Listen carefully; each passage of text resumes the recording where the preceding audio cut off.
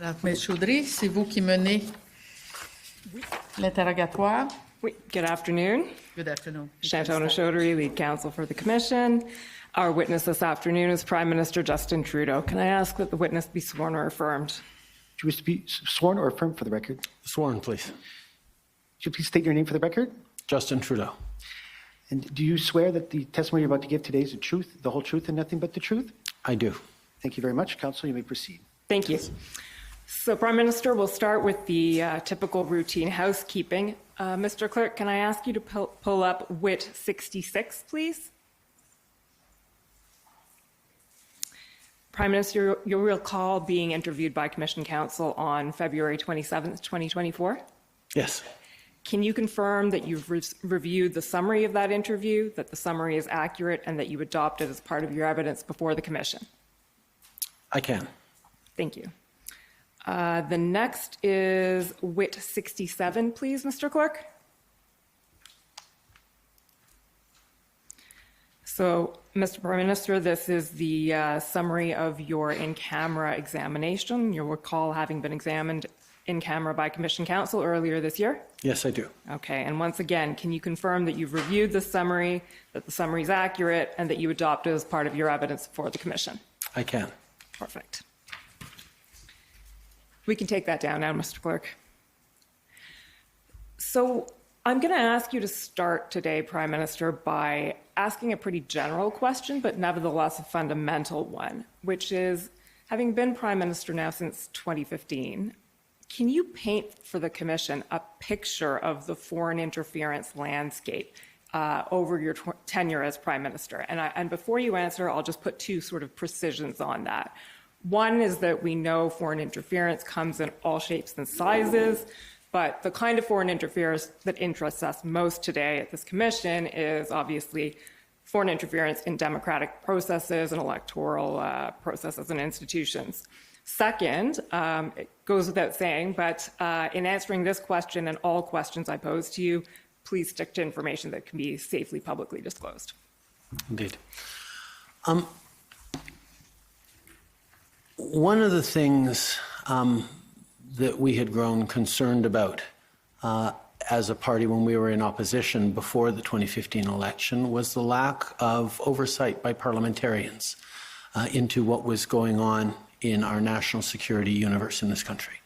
The example of the Afghan detainee documents, where there wasn't a process whereby parliamentarians of different parties, of opposition parties, could examine top secret material, was seen as a lacking that Canada had, certainly compared to our other Five Eyes partners, which is why in our 2015 campaign platform, we committed to creating a National Security and Intelligence Committee of Parliamentarians, whereby parliamentarians of all different parties would be sworn into the highest levels of clearance to be able to oversee, verify, and ascertain that everything that our national security agencies were doing was, on the one hand, compliant with Canadian values, rules, and the Charter, and on the other hand, doing everything necessary to keep Canadians safe. So we started in 2015 with a commitment to strengthen our national security institutions. We did that by the creation of National Security and Intelligence Committee of Parliamentarians. We also combined a number of oversight organizations into NCIRA, which is a more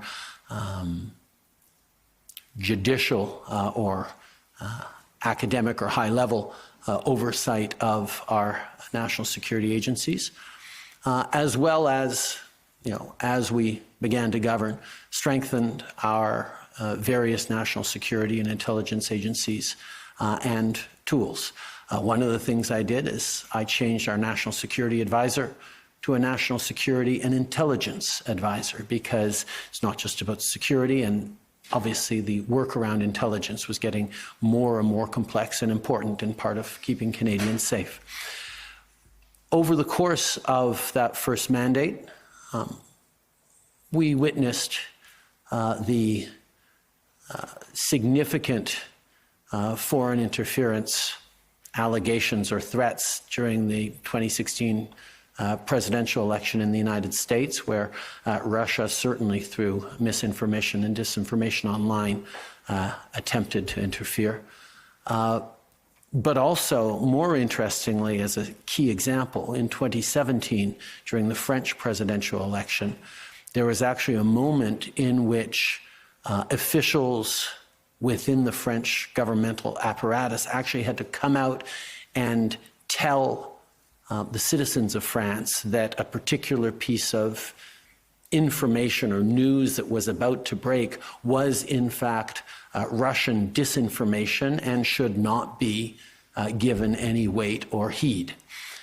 That got us to reflecting on whether or not Canada had a potential to intercede in an election campaign if there was a significant threat of foreign interference impacting the ability of our elections to actually unfold in a free and fair way. So we got to work on developing such a mechanism here in Canada, which ended up being two mechanisms, both the site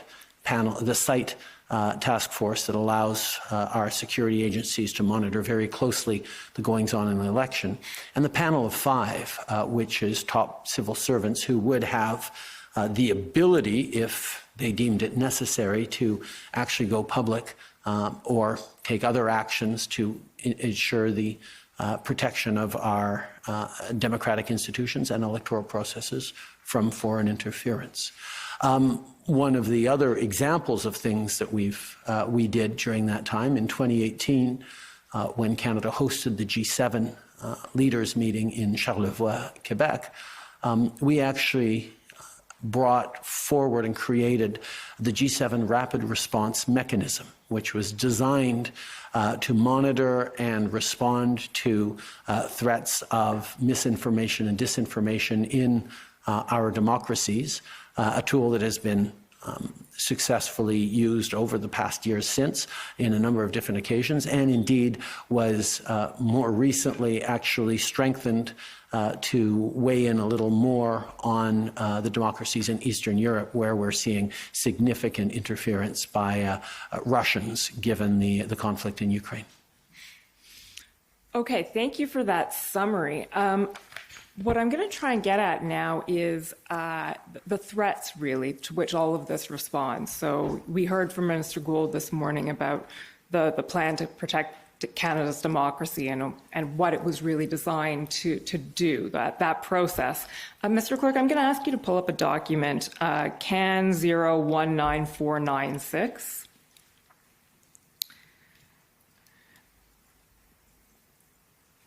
So, Mr. Prime Minister, this is a document actually from 2017, so before this Commission's mandate per se, but it gives an idea, I think, of the kind of information, or at least that was available to you at that time, and that's what I'm going to bring out here. So, this is a memo that was written to you by David Morrison, your NSIA at the time, and you received it in June 2017.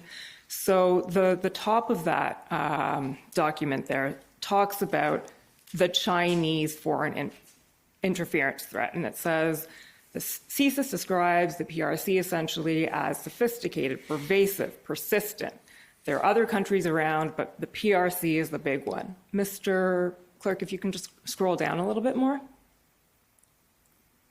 Okay, scroll down, I'll tell you when to stop.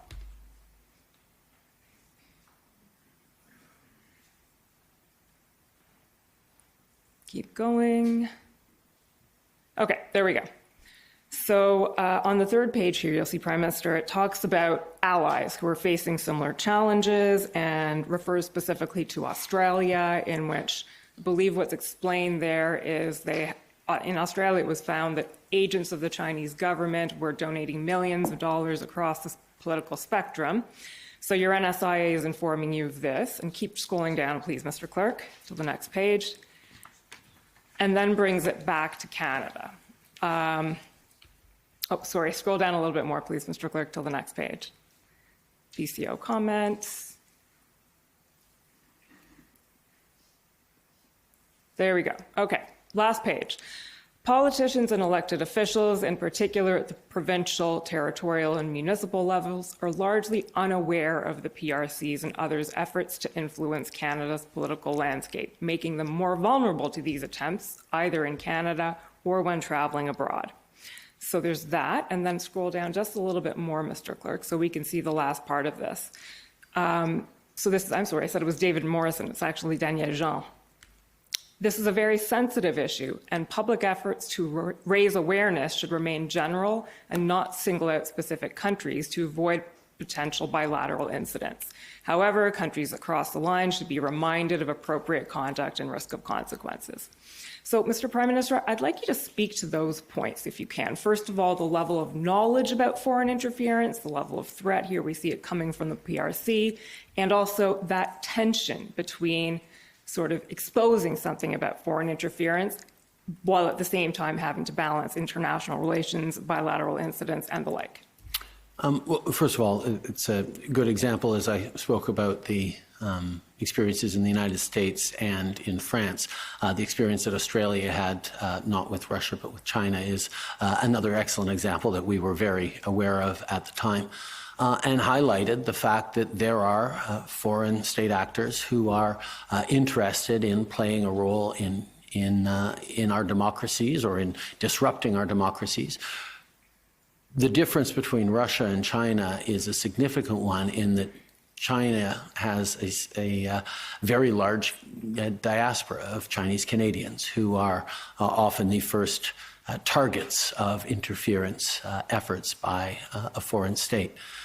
By that foreign state. So we were very aware of it. As a politician in Canada for 8 years when I became Prime Minister, I was certainly aware of the various ways officials and different countries, particularly through diasporas, can take an interest in Canadian political processes. But to understand it better, one of the first things we did in 2015, maybe into 2016, was request a briefing from our national security officials that would go at some of the things we had heard, some of the things we knew or understood as opposition politicians, now in a position of being in government, that we wanted to understand more about the role of foreign interference in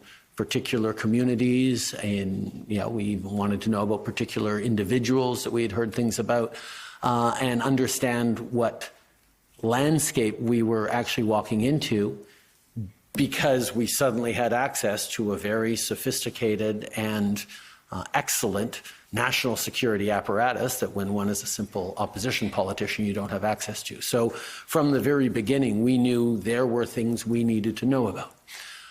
And we got briefings on that, and this 2017 memo is certainly a continuation of that level of awareness. The issue of it being a sensitive issue is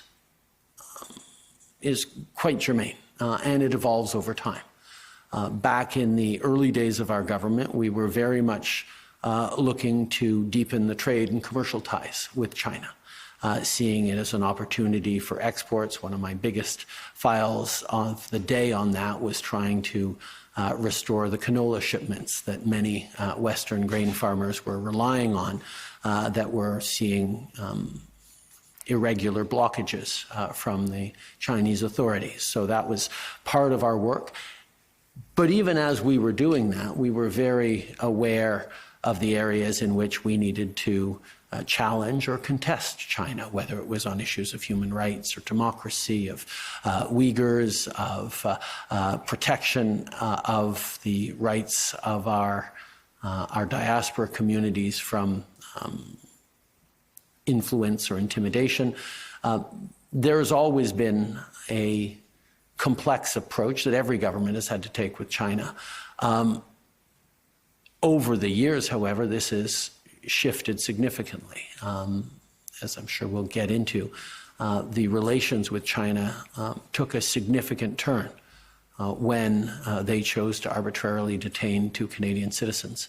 And for close to 3 years, we were not just pushing back hard against China on the arbitrary nature of those detentions and the fact that they needed to release those 2 Canadians, but we were extremely active around the world in mobilizing other countries to bring up Canada and the plight of the 2 Michaels during their bilateral conversations, which was something I can say ended up putting a significant amount of strain on our relationship, because it was a massive irritant to China that everyone kept talking about these 2 Michaels, even when they didn't have anything to do with Canada. We heard it regularly, but that was what we would continue to do. It perhaps came to the greatest sort of head in terms of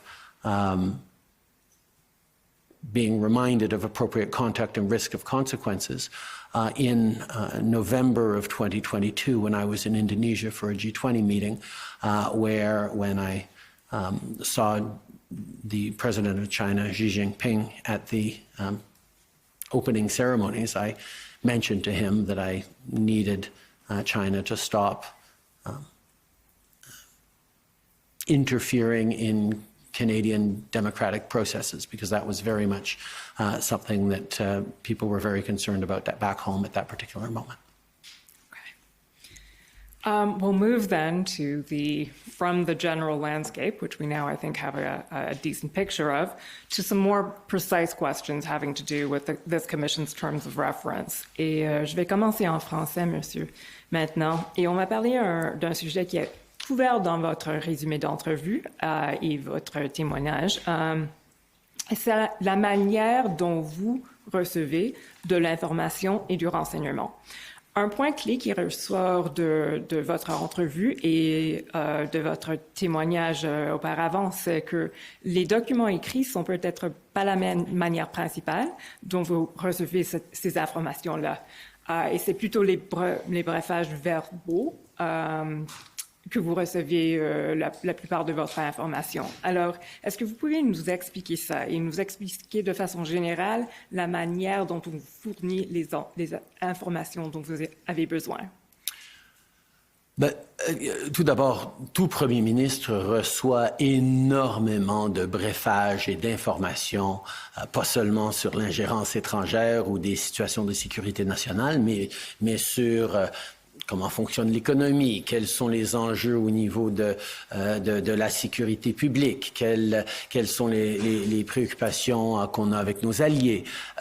Je suis constamment en mode de recevoir de l'information d'énormément différents départements et conseillers à travers le gouvernement.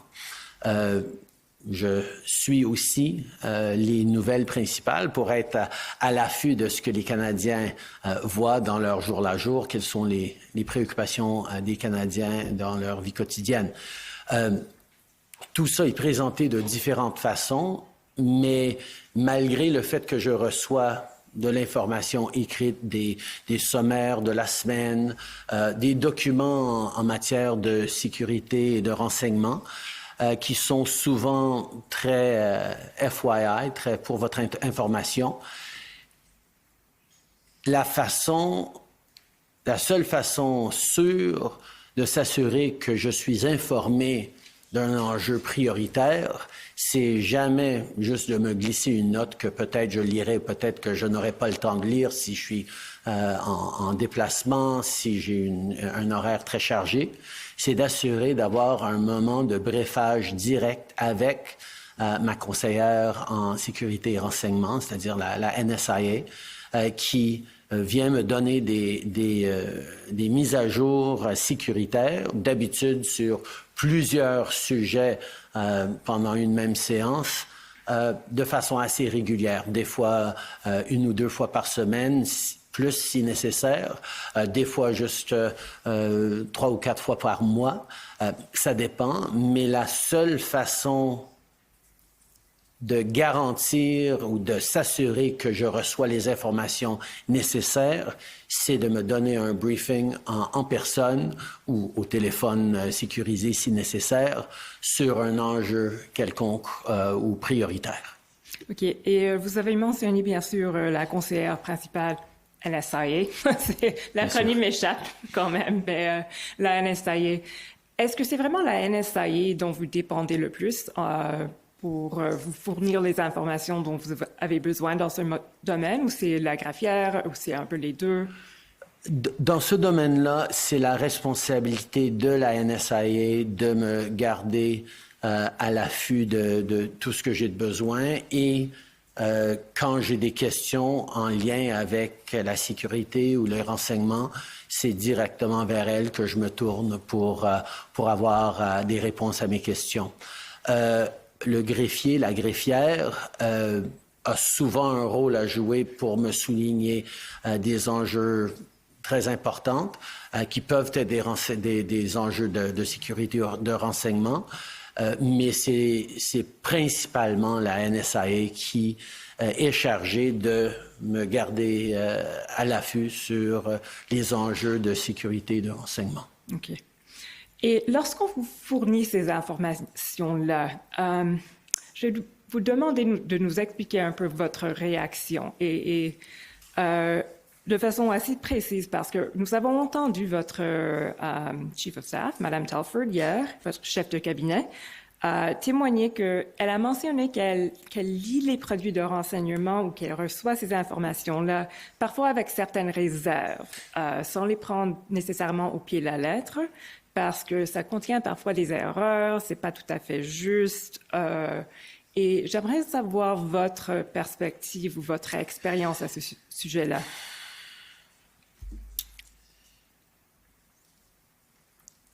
Il y a un principe en politique, surtout pour ceux qui sont en train de donner des notes d'information ou des briefages au ministre ou au premier ministre, que si vous n'êtes pas certain de ce que vous dites, vous devrez peut-être pas le dire.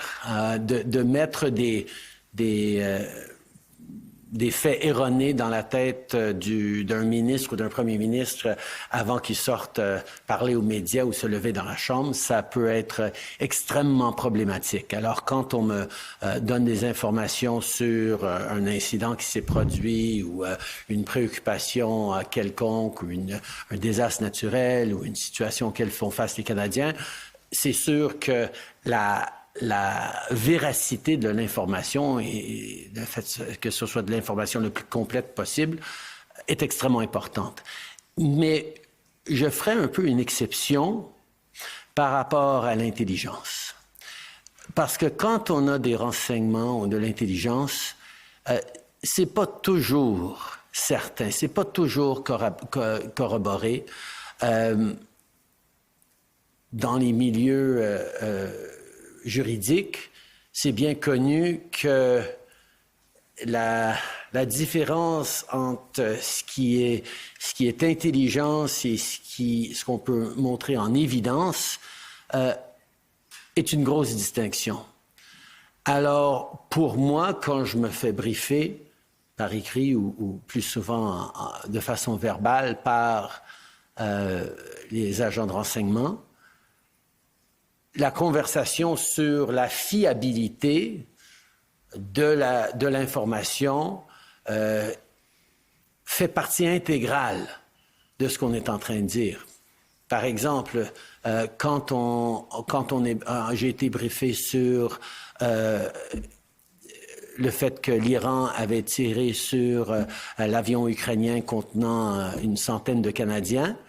Les premiers rapports étaient un peu plus flous, mais ils ont dit on a des indications que ceci, cela. Et rendu au troisième briefage que j'ai eu là-dessus, ils ont pu être très, très précis que oui, on sait que c'est les forces armées iraniennes qui ont abattu l'avion ukrainien.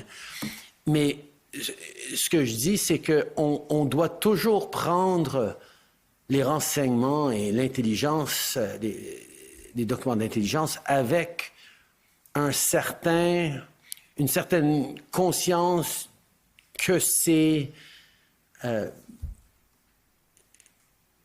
à confirmer ou c'est peut-être pas 100% exact, mais parce que c'est de l'information extrêmement sensible, ça peut être très, très utile pour nous indiquer, par exemple, que la Russie est peut-être à veille d'envahir l'Ukraine.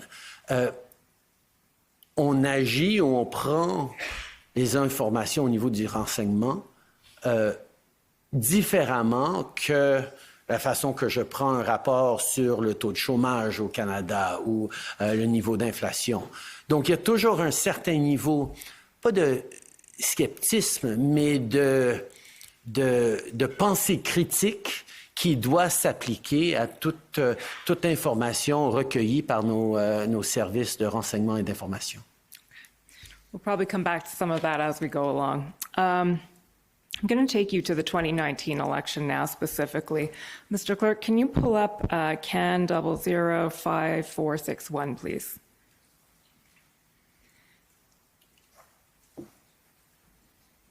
So, Prime Minister, this is, while it's getting pulled up, yep, there it is.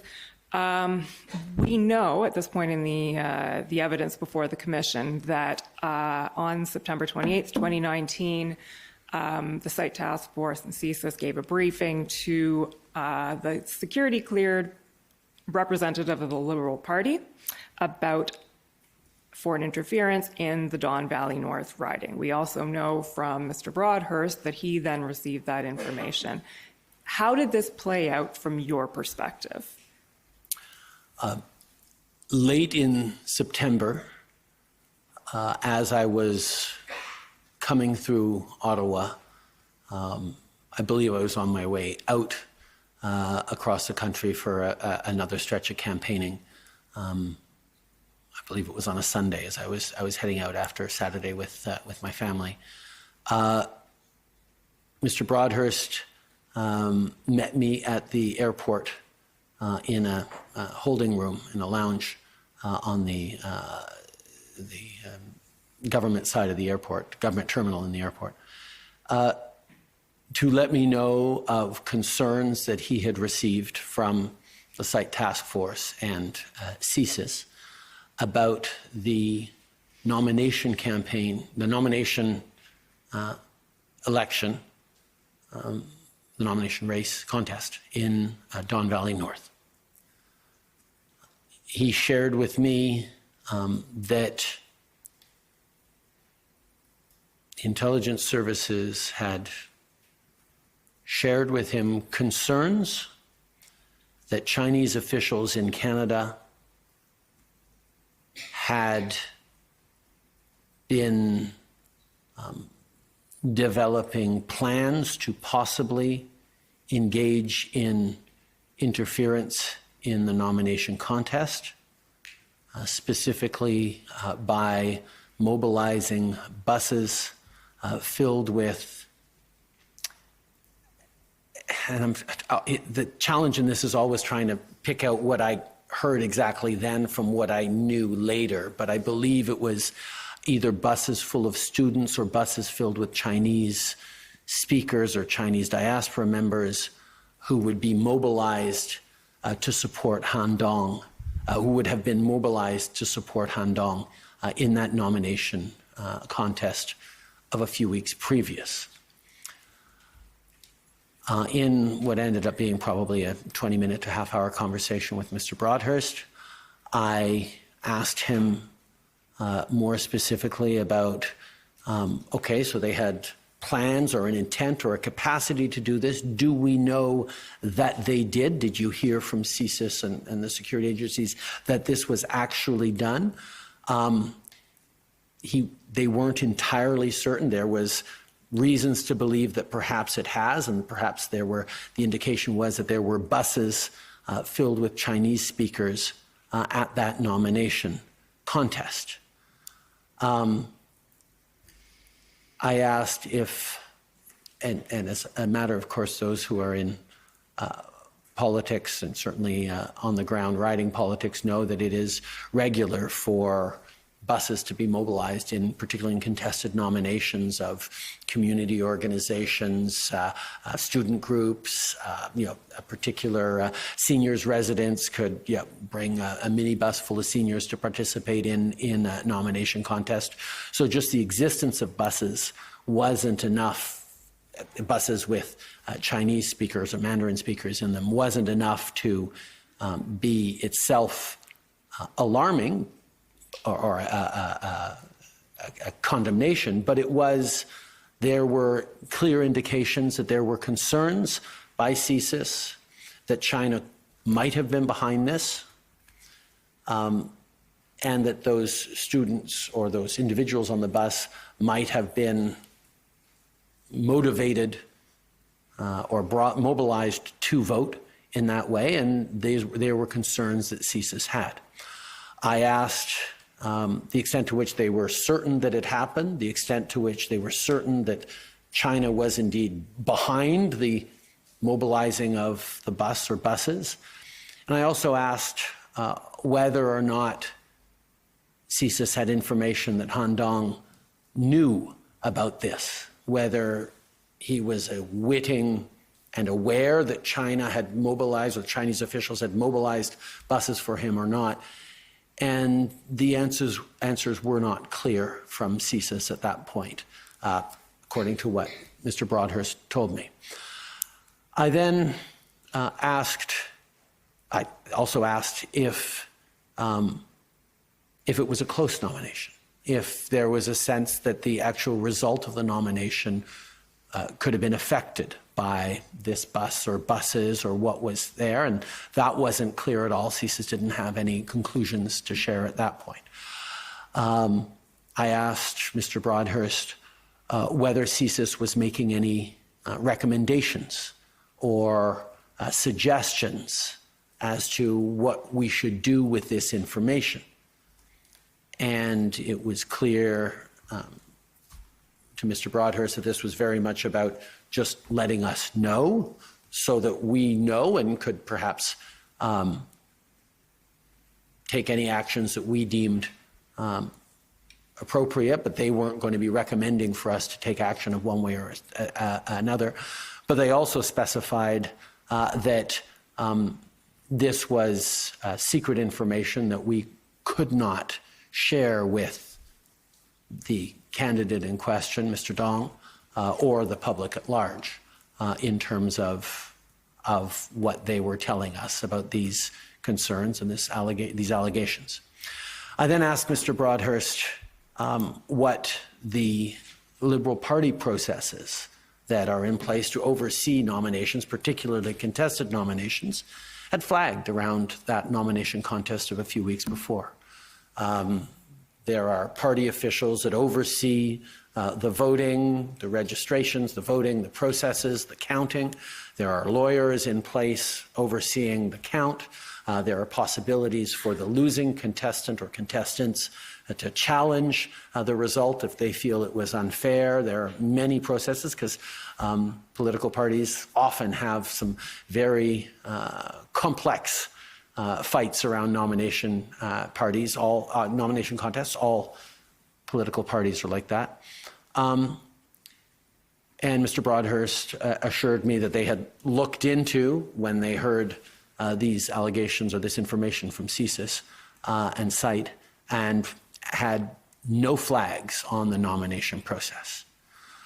So then I had what was a brief conversation with Mr. Broadhurst after we had established all that, to sort of agree that the threshold for overturning a democratic event like an official party nomination to find out who would be the candidate for a general election, particularly during an election, general election, must have a fairly high threshold for removal of that candidate.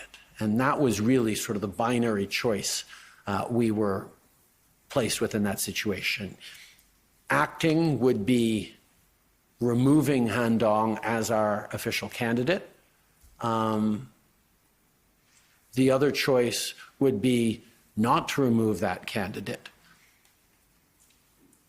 but even not having removed that candidate, it would be something, given this information, that we would have to revisit. Certainly in the case that that candidate got elected, there would be questions we would have to follow up on after the election to properly understand what happened and what the issues or the risks were in this situation. But understanding that the decision to remove someone needed a high threshold, a threshold that, incidentally, I have met and seen many other cases. As Liberal Party leader, I have, on many, many different occasions, had to ask people to step down or step away or desist as candidates for the Liberal Party. Most recently, as the last election, where we did that in the case of a downtown Toronto riding. But in this case, I didn't feel that there was sufficient or sufficiently credible information that would justify this very significant step as to remove a candidate in these circumstances. So where does that leave you? So you don't exercise that option, and you put it as a pretty binary choice there. But you have this information, you receive this information, it's, as you say, classified information that you can't share. What are you able to do? Where does this leave a political party receiving this information? Well, it meant that after the election, when we were out of caretaker period, where I went back to being primarily Prime Minister and not simply leader of a political party with 338 candidates across the country, I was able to turn to our intelligence agencies and say, we need to know more about this. We need to understand what the context is, because the answers that we get on that will have a bearing on choices we could make in the future about different roles or responsibilities for an individual in such a situation. Okay. I'm going to move on to some other things now, because we have a lot to cover in 75 minutes. Je vois le temps qui coule. Okay, so the next topic then, Mr. Clerk, you can pull this up, CAN 003116, but Prime Minister, I think I can ask you this question without reference to a document. An incident that was reported by the RRM in the 29 election had to do with an article published in the Buffalo Chronicle, some misinformation, false information about you specifically. Is that something that came to your attention in the 2019 election? No, it did not. No, it did not. Okay. Sorry, the engagement of the site task force or the panel or anyone into that issue was not something I was aware of at the time. I was, of course, aware of the quite disgusting false conspiracies or allegations being shared by both the Buffalo Chronicle and a significant number of conservative politicians. Okay, so you were aware of the article, but not how, let's say, the apparatus was dealing with it. I may have been aware of the article. I was certainly aware of the allegations and the accusations that were heinous and untrue in that. Okay. I think that's probably what we'll cover for 2019, although I do want to pull up CAN 015487, please. So, Prime Minister, this is the memo from David Morrison. I misspoke earlier. This is January 14th, 2020, I think, when you received this. And it's essentially a report on the 2019 election, not on the outcome of the election, but on the operation of the site task force and the panel. Mr. Clerk, can you scroll down to the third bullet, please? Actually, could I just quickly look at the box? Yeah, sorry. Yeah, the third bullet. Yes, that's fine. Okay, so what they say here is pre-election intel briefings and monitoring provided a baseline assessment, suggesting that foreign interference would be commensurate to overall interference campaigns, while some instances were noted and some TRM as a threat reduction measure were taken. None of these activities met the threshold. And then, Mr. Clerk, can you keep scrolling down? Next page. Keep going. I'll tell you when to stop.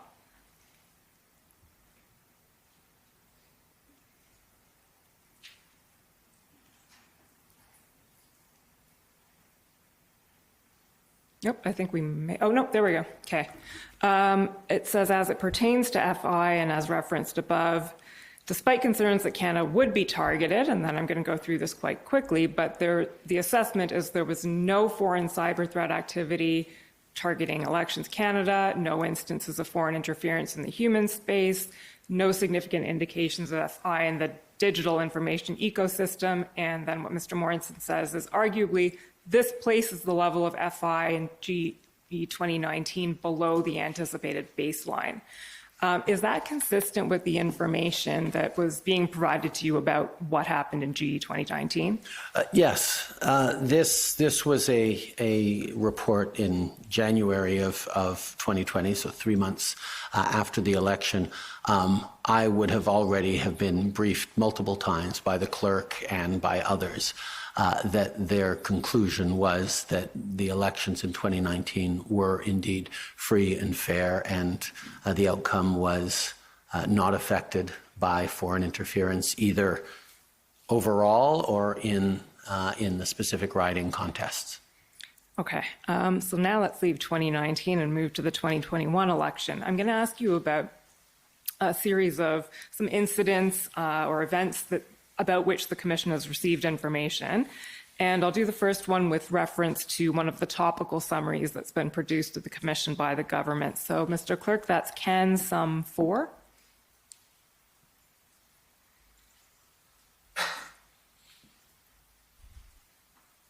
The title of this one is a bit of a tongue twister, but Possible People's Republic of China Foreign Interference Related Mis- or Disinformation. So what we have here, if you can scroll down past the caveat page, Mr. Clerk, is a summary of essentially allegations of misinformation about the Conservative Party, its leader Aaron O'Toole, and I think Kenny Chu was in there as well, that were circulating during the 2021 election. So my question to you, Prime Minister, is this something that you were aware of as it was occurring in 2021? During the 2021 election, no. Shortly after the 2021 election, when the Conservative Party went public with its concerns in the sort of the week that followed, I learned about it through media reports. Okay. And were you aware that the Conservative Party had raised those concerns with the government as well? Not at the time, but later I would learn that through briefings. Okay. Months later. The next one then is, where's the next one? Can Sum 13, please, Mr. Clerk?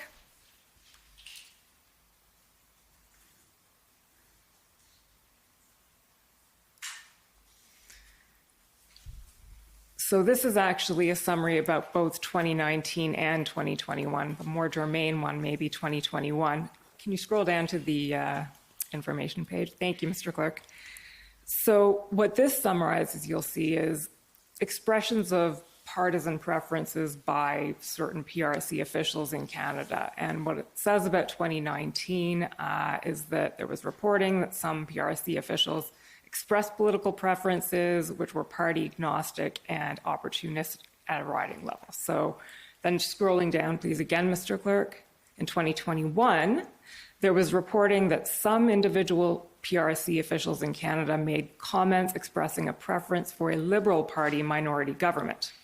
The rationale was they don't perceive any of the political parties as being particularly pro-China, but perceived minority governments as being more limited in terms of enacting anti-China policies. So this reporting of an expressed preference by certain PRC officials for a Liberal minority, was that something of which you were aware at the time? No. As I said, both the 2019 and 2021 elections happened in a context of significant tensions between our government and the government of the People's Republic of China, particularly over the illegal and arbitrary detention of 2 Canadian citizens, the 2 Michaels. We were extremely active both in pushing back at Chinese officials on this issue, but also, as I said, active around the world in drumming up support for people, for different countries, for the two Michaels, but also support for an initiative we were taking around arbitrary detention and how it shouldn't be used as a tool of political pressure or achieving political goals. So, I can certainly say that while individual officials may well have expressed a preference or another, the impression we got and consistently would get is that the actual People's Republic of China would have no it just would seem very improbable that the Chinese government itself would have a preference in the election. So I take it from this that whatever intelligence reporting there was on that, it did not reach your ears. No.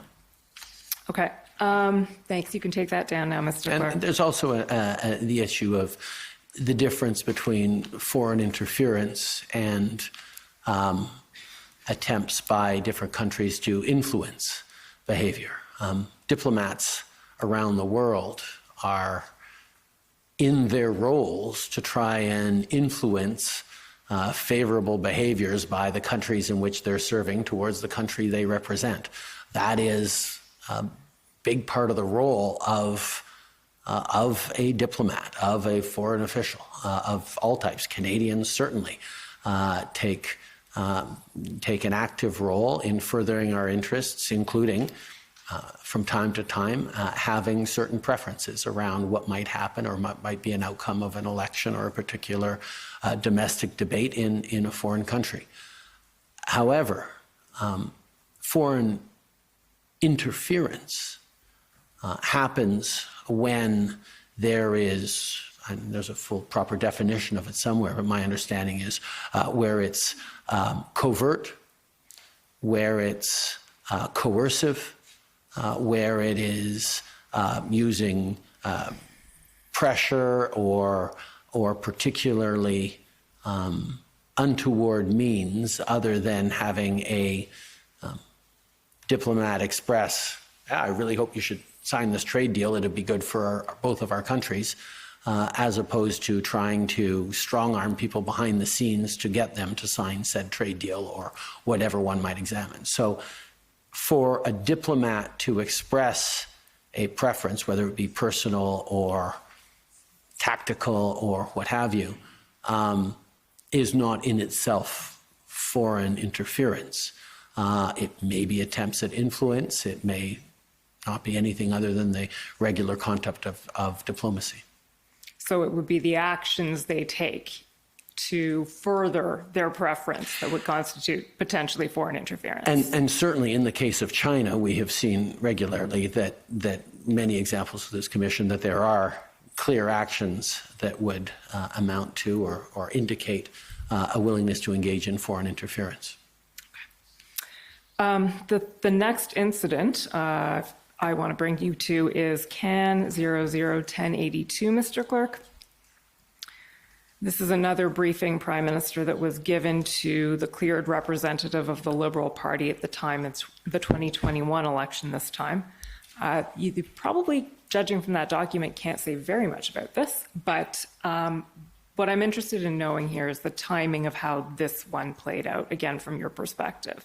So we know that the briefing, it was actually on the 12th of September, I believe, not the 11th, as this document indicates, but it was given again to the Liberal Party representative and then to Mr. Broadhurst, and we've heard Mr. Broadhurst's evidence on it, so now we'd like yours.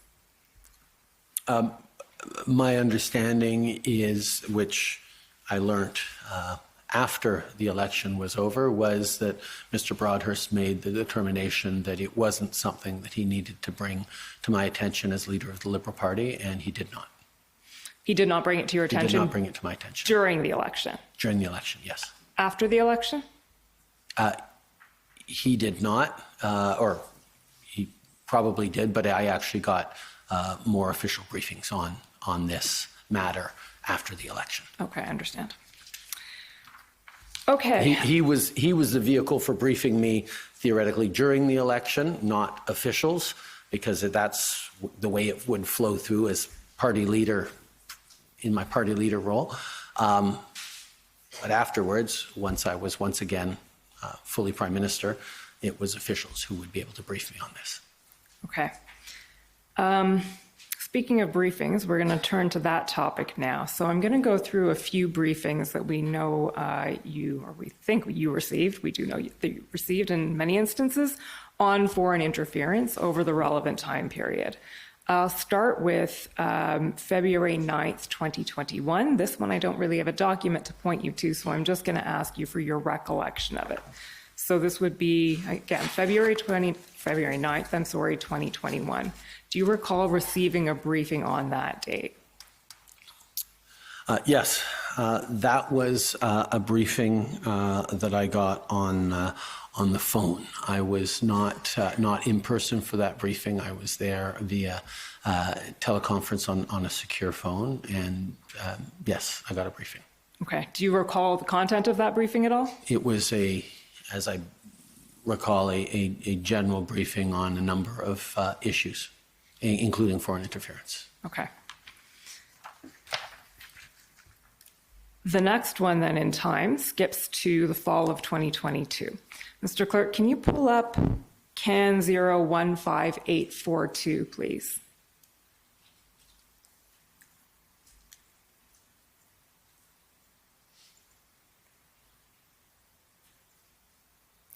Okay, this document, which has been talked about quite a bit in these proceedings, is briefing notes to the director of CSIS. And Mr. Clerk, again, can you scroll down just so the Prime Minister can see a bit of the document and its content?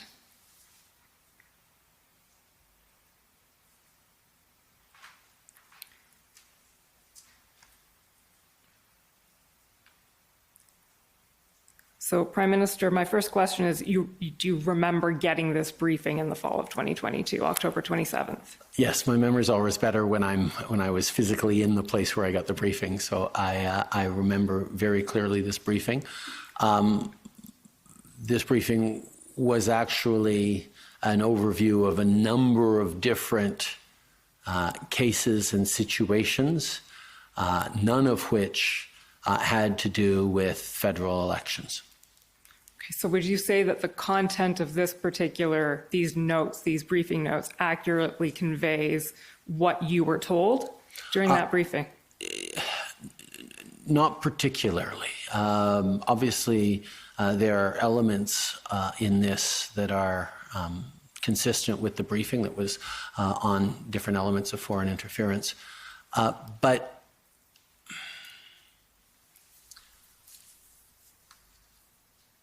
when it comes to briefings, and others can speak to this and how they make decisions about what to read from their prepared notes during an actual briefing with ministers or Prime Minister.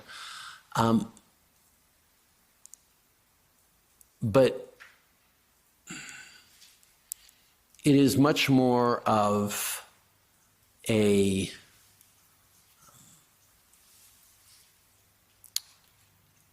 conversation than someone reading a prepared text to the minister that they're briefing.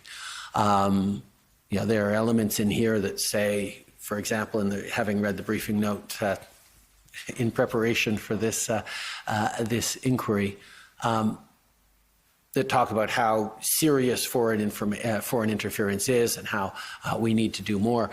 That wouldn't have been something that the CSIS director or the national security advisors or whoever would have had to spend much time on, because they would have known that we did understand how serious foreign interference is and how much we take it seriously. And actually, that was why we would spend more time on specific cases or concerns that were really the meat of the briefing. So while notes are prepared for the briefers, what actually becomes the most important thing that I certainly recall about those briefings was the various and specific cases we went through and how they are examples of concern or not concern, that we then have to behave in certain ways or have follow-ups on this or that. I mean, it is much less a large theoretical briefing and much more concrete. This is a situation, and then the discussion about how we deal with this particular situation or example or another would be where the larger theoretical discussion and implications would come in, but they would be concentrated around specific individuals or cases. Okay. So maybe we'll pull up now Ms. Telford's notes from that meeting. So that's CAN 009803.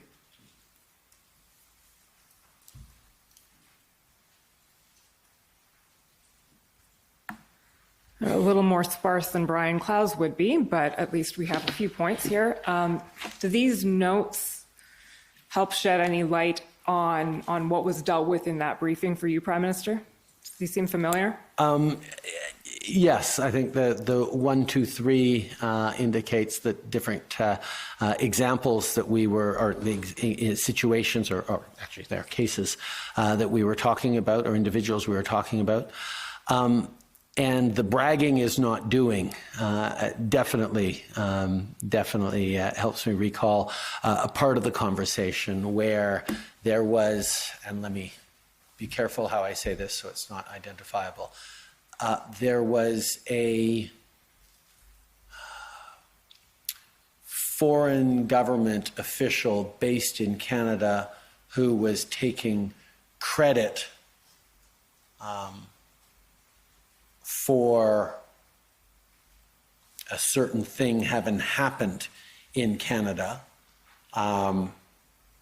in their reporting to a superior or to their home country. And just the fact that a foreign official was taking credit for having delivered a particular outcome in no way meant that anything that particular official did actually created the outcome. Bragging is not doing. So, one can imagine a diplomat in a far-off land, wanting to write back home to say, see, look what I did, aren't I good? We got the outcome we wanted, perhaps. When that individual may not have had any actual bearing on the outcome of the particular event. Okay. I don't know if that's sufficiently clear for what it was. It is, and thank you. The last document maybe on this point, 4097.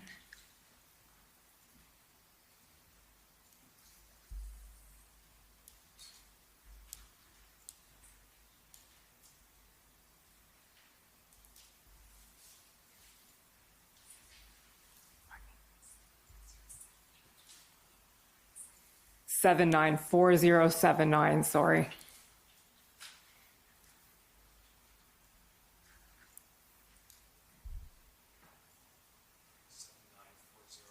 No, sorry, 4079.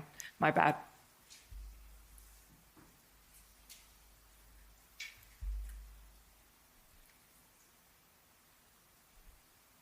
There we go. Okay, so again, these are notes from that day. So if you can have a quick look at these, Prime Minister.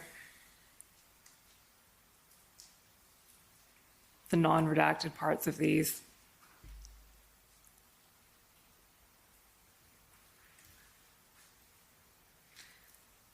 And what you'll see there is a text box over information that's been redacted but summarized by the Commission.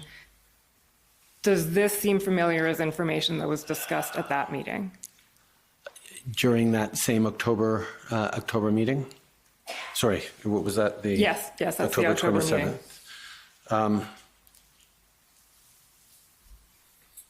I couldn't really speak to it. There's too many redactions on a document that I would never have seen.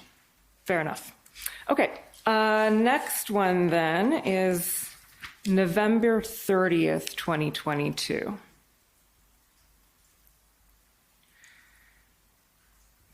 Can we pull up, please, Mr. Clerk, can 014285.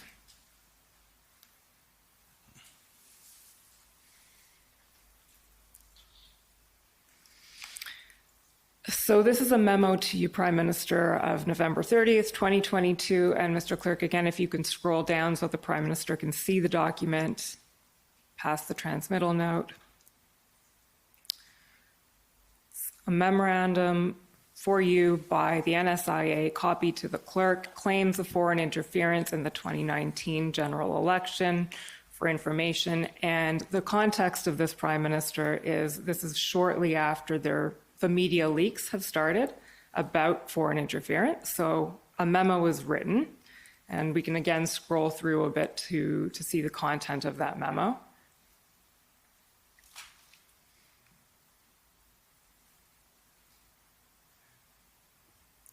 You could just keep going a little faster than that.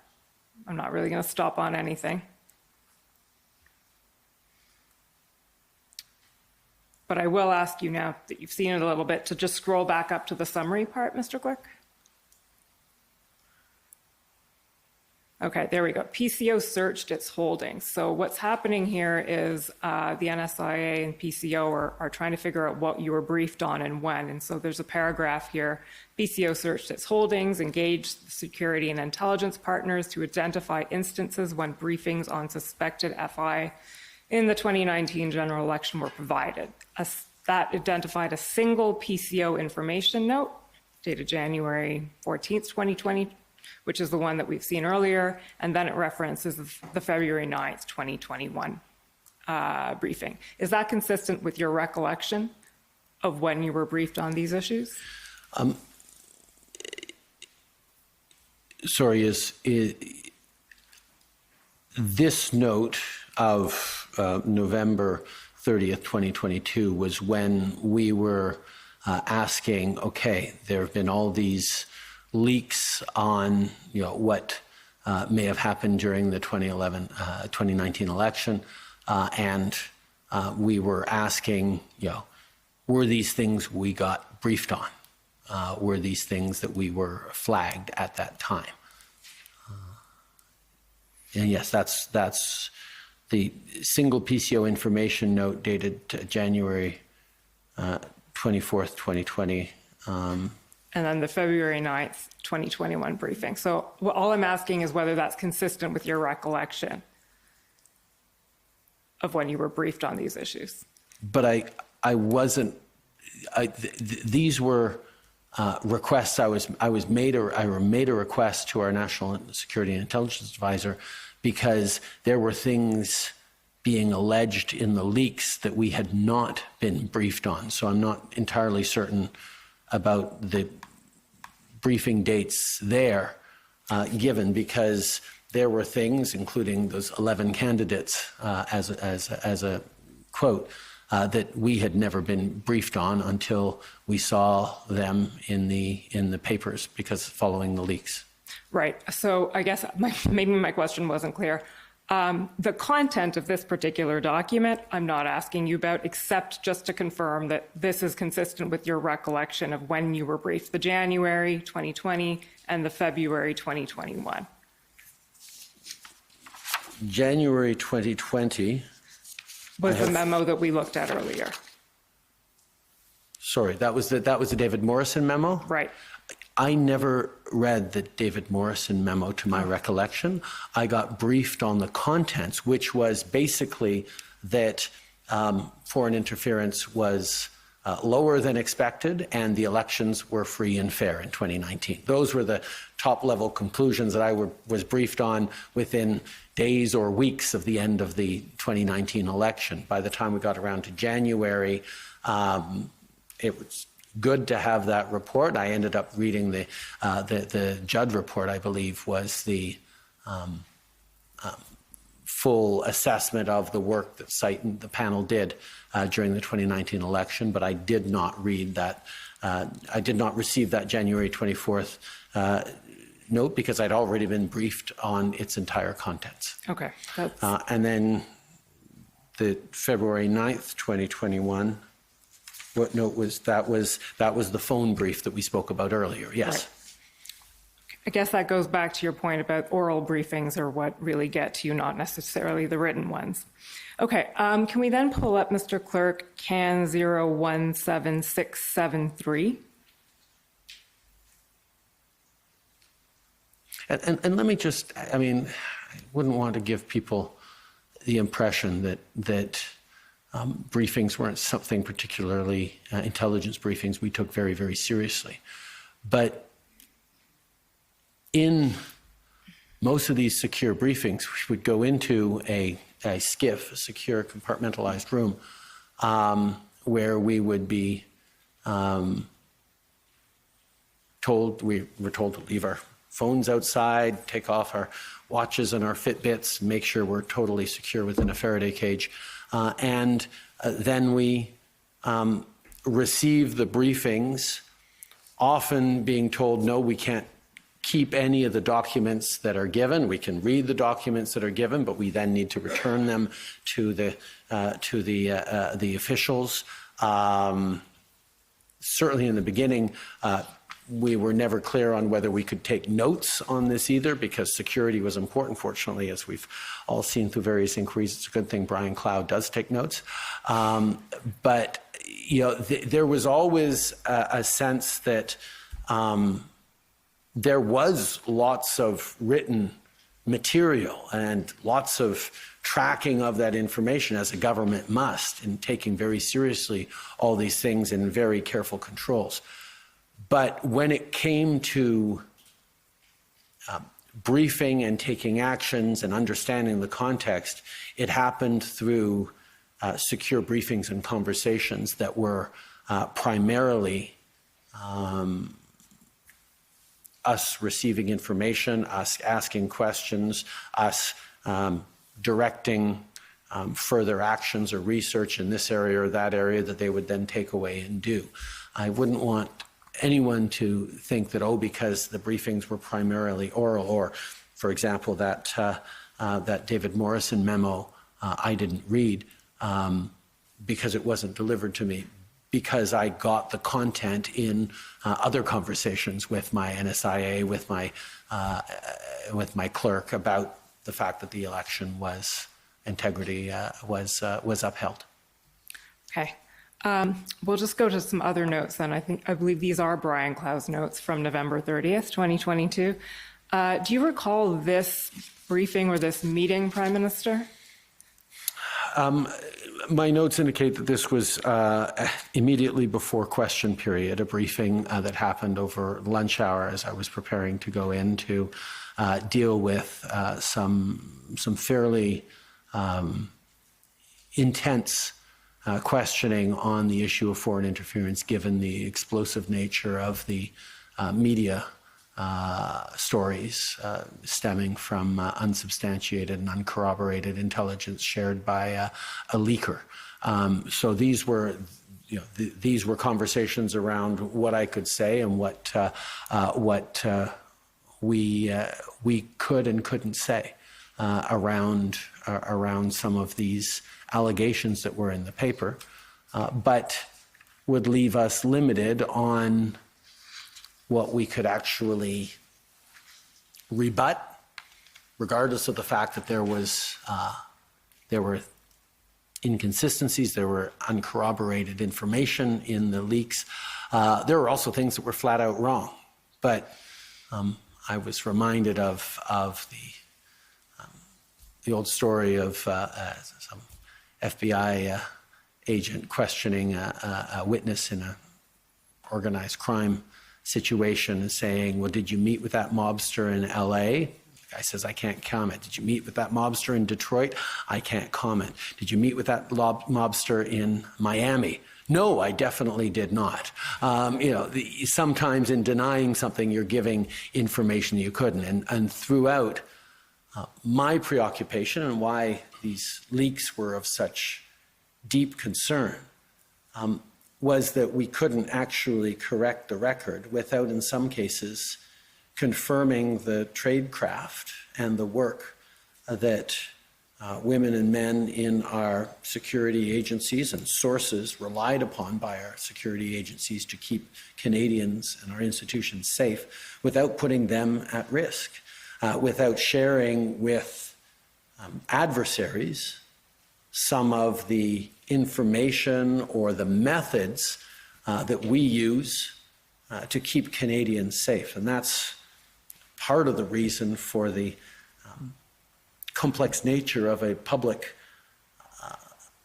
inquiry into issues of foreign interference, that if we say certain things or if we contradict or deny other things, we could be giving our adversaries tools to actually understand how we go about detecting their interference or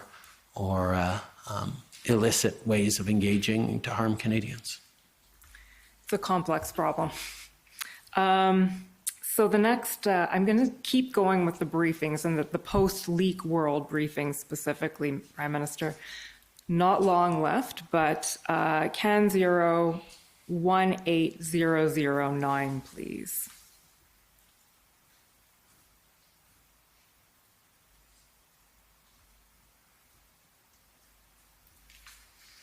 So these are notes from, the date on the notes is March 19th, but we know it was actually March 20th. So this is March 20th, 2023, a meeting in which you were present, and I believe your staff was present, and a number of senior national security officials. So if we scroll down, so again, Mr. Prime Minister, you can see the content of this document, or the unredacted content. Are you able to tell us your recollection of what was happening at this meeting based on these notes? Yes, I remember this meeting well. If you actually scroll back up, please, Mr. Clerk, a little higher, so we get both. There, right there is fine. PM, that's me. Speaking of nominations, we were talking about. Thank you for we were talking about nominations in there, and I don't remember who the next speaker was. That's redacted. But the emphasis on charter rights, or the bringing up of charter rights, and further down, PM, no June 2019 meeting. Those are two examples of us working constructively with CSIS and the intelligence agencies to better understand and validate certain pieces of information. For example, in the information we were seeing, we'd seen that CSIS had a source that said that there was a June 2019 meeting that I was at that I can clearly and unequivocally at the time and since then confirm never happened. I did not have the meeting that the source had said. Now, this doesn't mean that CSIS got it wrong. It meant that CSIS was now able to validate that what their source had said in this situation was wrong, and therefore that puts a particular understanding or color on their ability to interpret other statements of fact or supposed fact that that source made. And that's part of how intelligence work happens. When you know for sure, when a source says something that you can verify is true, that makes them more reliable. When a source says something that you can then verify was wrong, that also gives you more information about that source. So it was important for us to highlight, for example, in that meeting that there was no meeting as was described by that source. Similarly, on the question of charter rights, that was a slightly different tweak where in the CSIS analysis, the analyst had highlighted that there was possible violations of people's charter rights in a particular situation. And we had asked and pressed for more sort of legal or judicial analysis of that assertion within, because it didn't quite ring true to our instincts as political actors in terms of the analysis that CSIS was making. Again, it's part of the process that one goes through as you engage with the experts in foreign intelligence and security in an active way to try and make sure we're understanding, getting the accurate picture, and able to then continue to keep both Canadians and our institutions safe through the various jobs we do. Madame la Commissaire, I think I'm out of time, mais vous me permettez une dernière question? Certainement. Parfait. Mr. Prime Minister, I'm going to sort of ask you to conclude this by addressing the following question. So we've heard about the existence of foreign interference, the pervasiveness of the threat, and various measures that, as you said, have been put in place to combat this. You may know that earlier in these proceedings, we heard from a number of individuals who found themselves sort of in the receiving end, being targeted by potential foreign interference in some ways. And there have been calls for the government to do more than it's done already to address this and to protect Canadians. And in particular, I'll just read you a small excerpt of the former MP Kenny Chiu when he was testifying here. He said that experiencing what he'd gone through in terms of the potential PRC misinformation, well, we don't know PRC, but potentially PRC-related misinformation, disinformation, potential foreign interference, he said, it's almost like I was drowning and they were watching. And the best they could do, by the way, is to let me know that I'm drowning. I don't need their notification. I need their help. Mm-hmm. So, Prime Minister, I'd like to hear your response to that. And essentially, maybe in providing this response, help set the stage for the second phase of the Commission's work. Starting by perhaps taking a bit of a step back and the idea that we need to do more, I agree. When we took office in 2015, there was very little, if any, mechanisms to counter foreign interference. Yes, our intelligence agencies did good work, but the idea or the priority of protecting our democracy, particularly when it comes to misinformation, disinformation, active engagement in various diaspora communities or electoral events,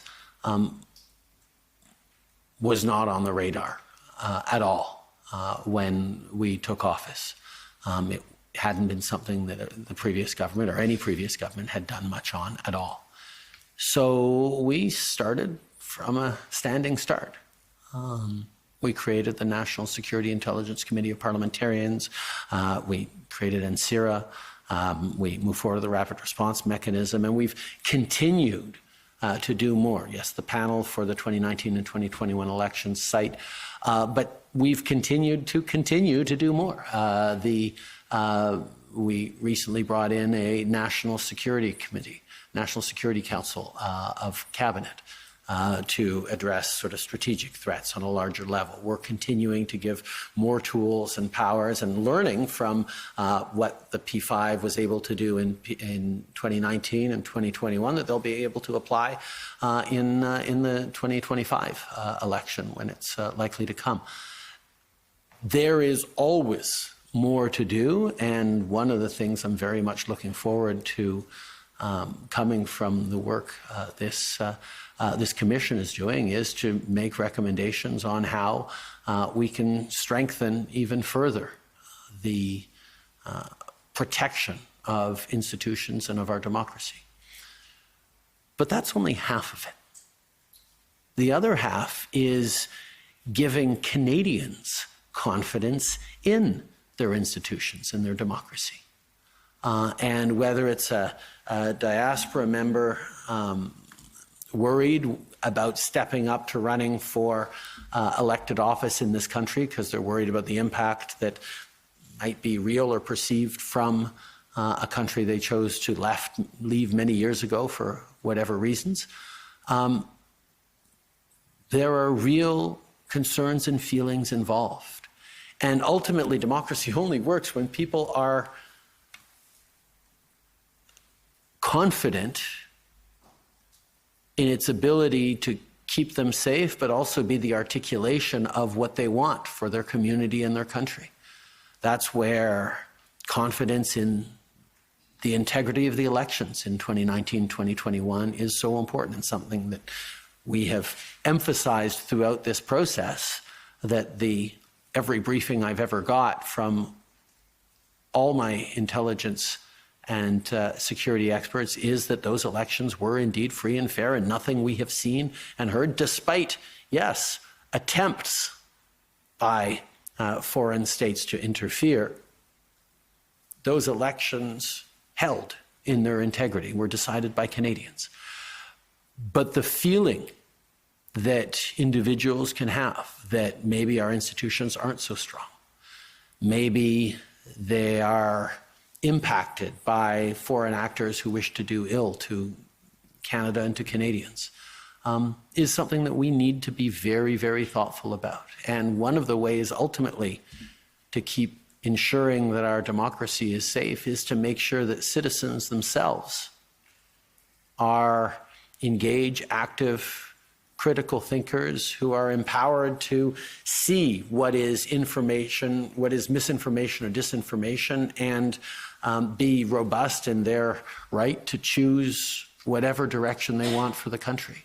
And we've seen with the intensity of misinformation and disinformation, not just from foreign actors, but just on social media generally in many pockets, that it's not automatic. Democracy requires constant vigilance and constant hard work. It didn't happen by accident, doesn't continue without effort. It's not just effort of commissioners and politicians and spooks. It's efforts of every single individual to feel like they have the full ability to engage in our democratic processes and to feel that they are safe and protected as they engage, whether it's as a voter or a candidate or an elected member of parliament or of provincial parliament or wherever. These are things that we all need to continue to work together on. And I am in constant awe of everyone across this country who continues to put up their hand and step forward in a time where it's getting more and more difficult and more challenging to be part of public and political discourse, to say, no, I want to build my country for the better. I want to contribute to my community, and I'm going to step forward into a place where I'm going to take slings and arrows, particularly members of diaspora communities. But bringing in that diversity of Canadians' experiences is the only way to make sure that we're actually building the kind of country we need to be for the future. So I salute everyone who steps up, and will continue to commit myself to making sure that those feelings of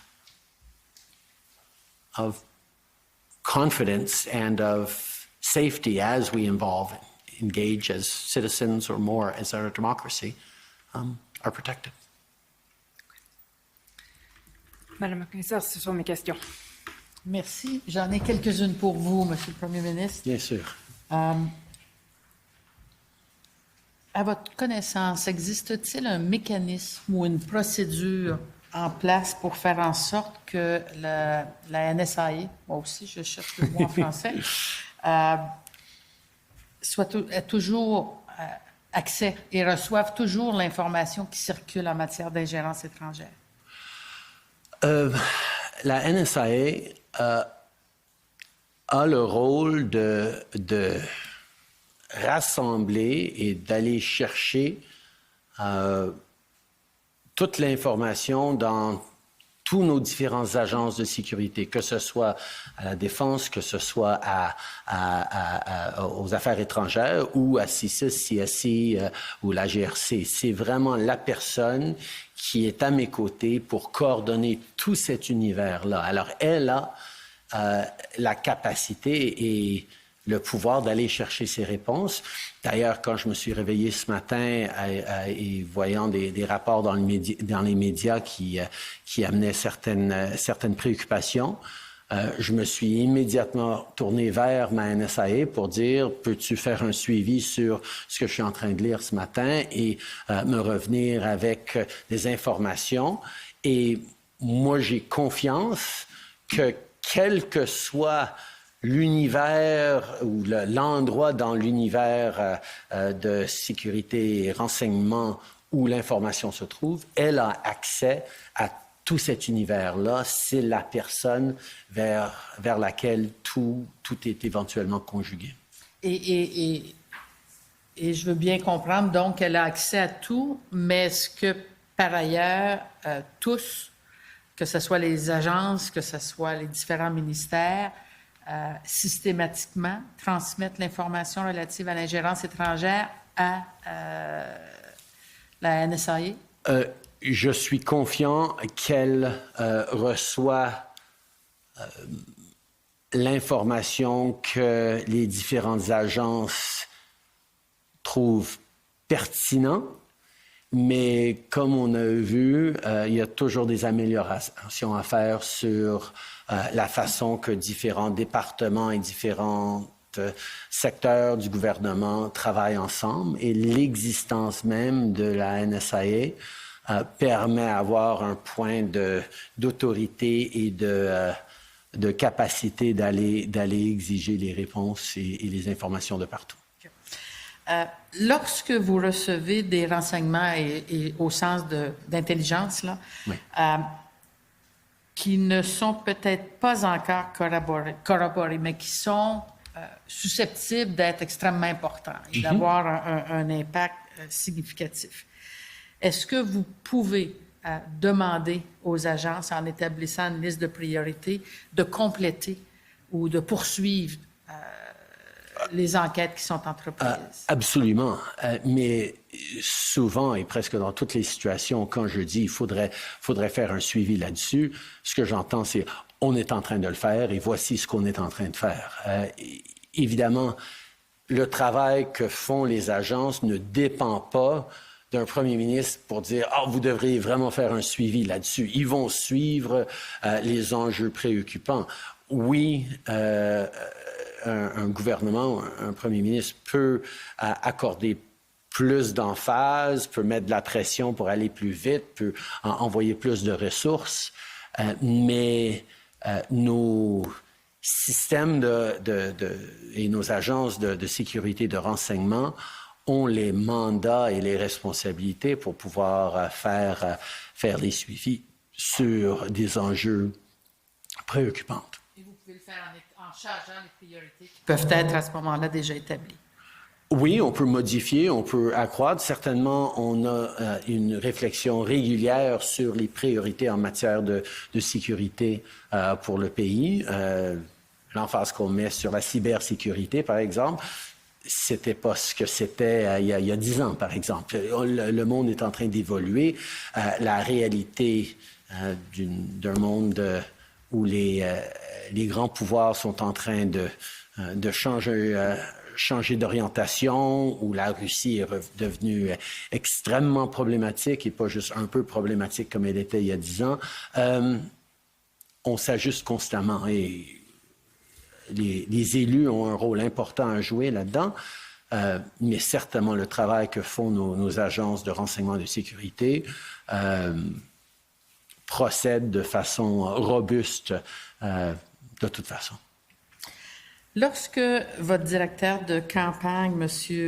Brothers, vous informe qu'il y a des allégations voulant que des personnes aient été transportées par autobus pour voter à une investiture, est-ce que vous demandez, vous, que des vérifications additionnelles soient effectuées? Par rapport au parti, oui, j'ai demandé d'abord qu'est-ce qu'on a comme information là-dessus et est-ce que tu peux faire un suivi, est-ce que vous pouvez faire un suivi avec, que le parti fasse un suivi avec Élections Canada pour voir les rapports qui ont été remplis, pour voir les conclusions, voir si on a d'autres informations. Mais la réalité, c'est dans les nominations contestées, il y a presque toujours des autobus. Dans certaines situations, ces autobus sont payés par le candidat soi-même et comme ça, ils seront sur la liste de dépenses soumise à Action Canada. Mais dans d'autres situations, Comme j'ai dit, c'est des autobus qui appartiennent à un centre d'âge d'or qui sont utilisés ou qui sont utilisés par d'autres, qui sont commandés par d'autres. Et là, il n'y aurait peut-être pas des reçus là-dessus. Moi, dans mon propre concours à la nomination en février-mars, mars-avril peut-être, 2007, il y avait plusieurs autobus d'Italiens et de Grecs parce que c'était la réalité pour mon comté de Papineau. C'est quelque chose qui est assez commun et ça n'aurait pas été assez pour que quelqu'un regardant comment ça se déroulait, la nomination, automatiquement dise qu'il faudrait faire un suivi immédiat là-dessus. On n'est pas une organisation we're not a forensic organization. C'est de regarder à ce point-là en termes d'un parti qui fonctionne principalement par bénévoles. On est limité dans ce qu'on peut aller regarder 3 semaines plus tard. Et vous avez, si mes notes sont justes, vous avez indiqué que c'était une question to be revisited after the elections. Mm-hmm. Est-ce que la question a été revisited after the elections? Oui. Oui, par le parti. Par le parti, je ne suis pas sûr qu'il y avait énorme. Je suis sûr que oui, il y avait eu des vérifications, mais les vérifications ont été faites de façon assez complète, j'en suis sûr, immédiatement après qu'ils auraient été avisés par le site Task Force. Je ne suis pas certain qu'il y aurait eu beaucoup plus de recherches qui auraient pu découler pendant des mois par la suite ou même des semaines parce qu'on avait l'information qu'on avait et on n'en avait pas beaucoup plus que ça. S'il y avait eu des enquêtes d'Élections Canada à cause d'irrégularités, ça, il y aurait eu des suivis, mais ça, c'est Élections Canada qui pourrait en parler. Pour moi, les suivis, c'était au niveau de l'engagement possible d'autorités chinoises ici au Canada qui auraient pris un intérêt actif dans un candidat particulier, dans un processus de nomination particulier. C'est à ce niveau-là où on aurait fait des suivis, pas pour voir, OK, est-ce qu'on peut savoir la vérité sur ce qui s'est passé dans la nomination, parce que ça, c'est peut-être très difficile à voir, mais est-ce qu'on peut établir un peu plus de clarté sur le rôle ou l'intérêt potentiel qu'une autorité chinoise aurait eu par rapport à ce candidat particulier. Merci. Order, please. Alors, s'il vous plaît, the sitting of the Foreign Interference Commission is back in session. Cette séance de la Commission sur l'ingérence étrangère a repris.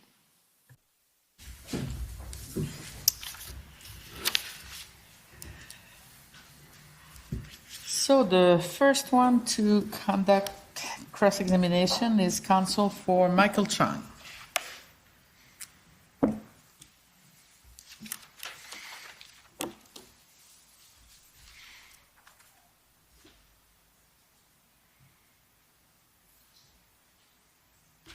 Prime Minister. Yeah. You've already heard Ms. Chowdhury telling you that we had Mr. Broadhurst in yesterday.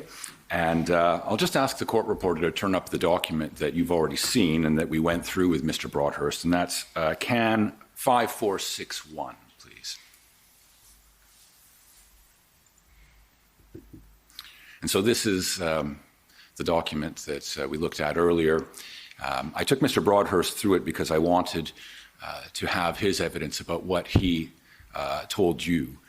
And of course, the value of this document is that it sticks to the things that we can talk about in an open proceeding like this. And so I just want to show you the key points. Of course, the first one is that there were allegations of foreign interference by China in the Don Valley North nomination contest. And then secondly, if you just scroll down a little bit, please. This is the redacted bit. Thank you. Sorry. There we are. The summary of the redaction is buses being used to bring international students to the nomination process in support of Han Dong at the direction of PRC officials in Canada. And so it's that second paragraph that I want to focus on to begin with. And I just want to begin by noting that there's nothing in this summary that indicates what language the students were speaking. They're described as international students. And the reason why I'm noting that is that in your evidence earlier, and also in the witness statements that you adopted at the beginning, you referred to people on the bus, the students, at points as being Chinese-speaking peoples or Chinese speakers. Do you recall that? I can take you to the passages if you like. No. I appreciate that. One of the challenges that I have is remembering what I knew at a particular moment when months later, even years later, I would find out more information about this, means that I'm never 1,000% precise on what it is that I knew at a particular moment. Yes, I do appreciate that. I do remember at one point when we were talking about whether or not CSIS understood how nomination races worked and how community organizations would regularly bring buses. There was a quote, or there was someone relayed to me that one of CSIS's concerns was there were bus filled with Chinese speakers showing up at the nomination. And my response, as I sort of alluded to in my previous testimony, was, well, I had buses filled with Greek speakers and Italian speakers because in my nomination in Papineau, those were the communities that were mobilized. That phrase stuck in my head, but I will admit that I do not specifically remember whether or not the Chinese speakers or Mandarin speakers element was part of that, what I call the airport briefing, that briefing on this particular Sunday during the campaign, or not. Yes. But it certainly is consistent with this. All right. No, that's very helpful. And I will ask the court reporter to turn up WIT 067 on this. And if you'll go, Mr. Clerk, to paragraph 30, which is, starting at paragraph 29, please.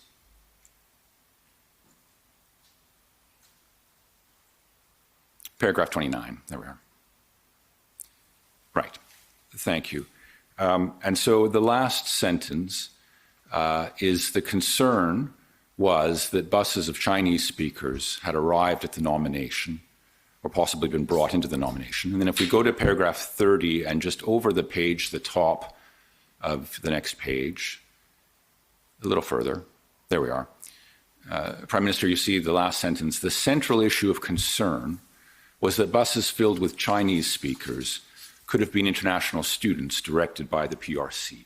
So the point that I want to make with you, Prime Minister, and it sounds to me like perhaps you've already got it, is that the central concern of the service here, as I understand it, is not that they were Chinese speakers. No. It's that they were directed by the PRC. Had these people been students from Switzerland rather than China, but were brought at the behest of China and to do China's bidding, I say the service's concerns would have been absolutely the same, which is that this would be foreign interference. Yes, entirely. It is not the nature of that. That is part of what I remember as context around the service's concerns that China might have mobilized individuals. Yes. Thank you. And I appreciate you acknowledging that, and I'll tell you why. And it's because, as you will recall, there have been times where you have, let us say, cautioned us all as the news about the allegations in Don Valley North came out and as other allegations concerning Han Dong came out. You have, as I say, let us say, cautioned Canadians not to fall into anti-Chinese or anti-Asian stereotypes around this. And what I want to press on you here is that the ethnicity or the language of these students has never been the issue either for the service or for any right-thinking Canadian. The concern instead is that PRC was directing people, whoever they were, to go do their bidding and to help Han Dong into his seat in Parliament. And you can have that concern and worry about that and worry about the consequences for our democracy without having an ounce of racial prejudice running through your veins. Do you agree with me on that? Entirely. And that was actually the point that I made to the service. that I made in response to them saying, or the suggestion that, the concern is the bus filled with Chinese speakers. I say, that has absolutely no bearing on anything. And I want to be clear, though, I hope it is your evidence that you did not feel that the service itself was acting in some racially prejudiced way.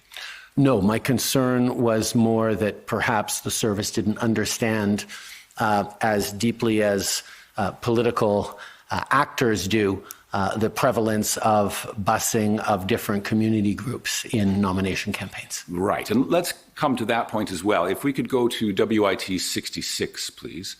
That's your other statement. Paragraph 24, please.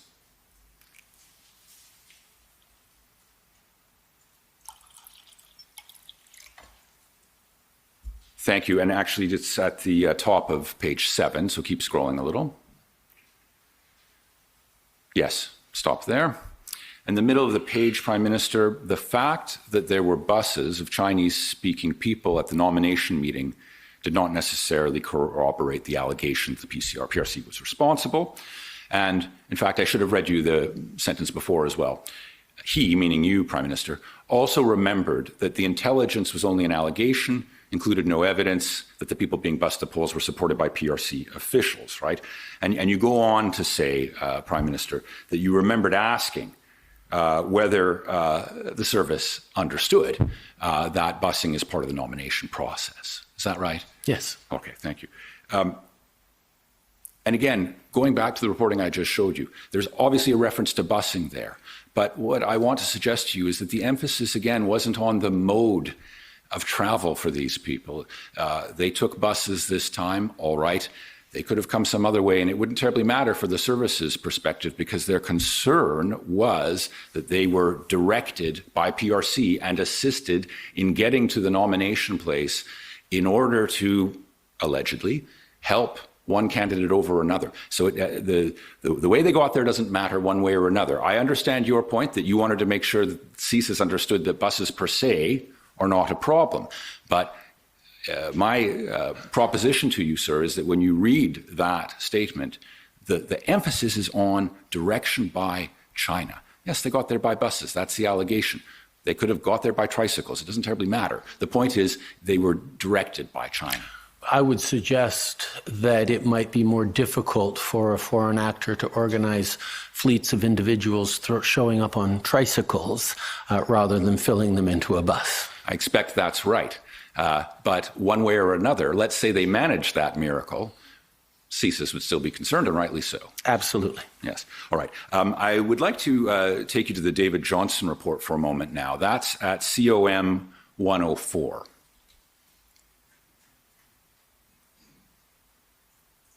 And if you'll go to page 23, please.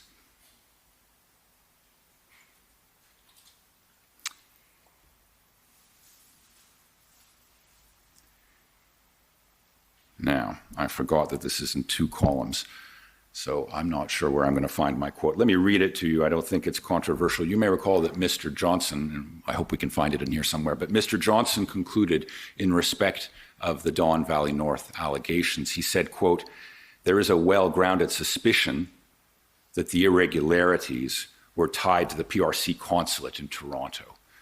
Do you recall that, sir? I can try to find it for you if you don't.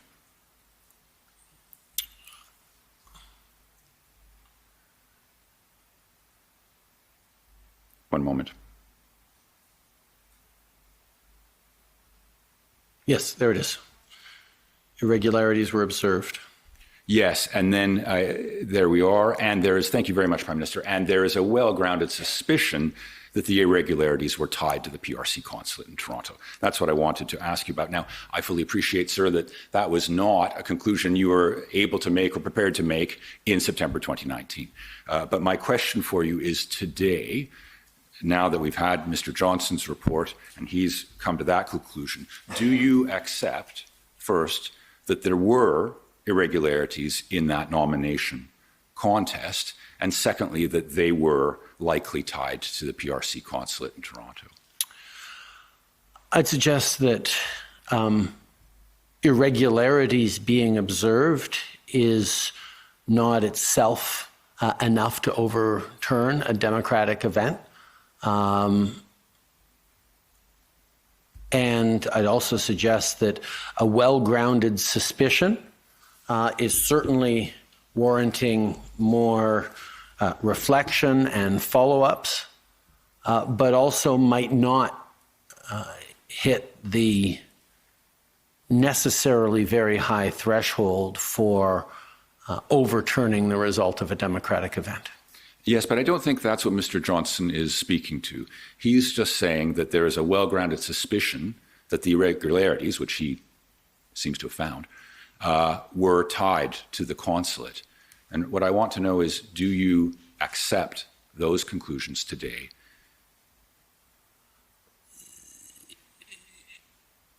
Yes, sorry, if you're not asking me about how I accept that there is a suspicion that PRC officials in Canada were engaged in some way with that nomination. I can't speak to irregularities. Perhaps you know what irregularities specifically Mr. Johnson was talking about? No, not as well as some people in this room. All right. Well, you do accept, though, and you say that there's a suspicion. Do you accept that it's well-grounded? That was Mr. Johnson's view.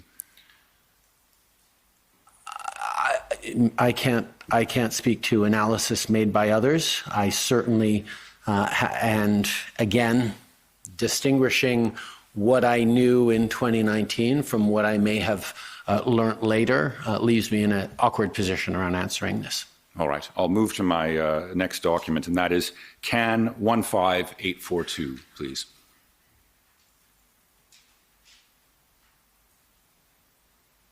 And you've seen this already. It is the late October 2022 briefing.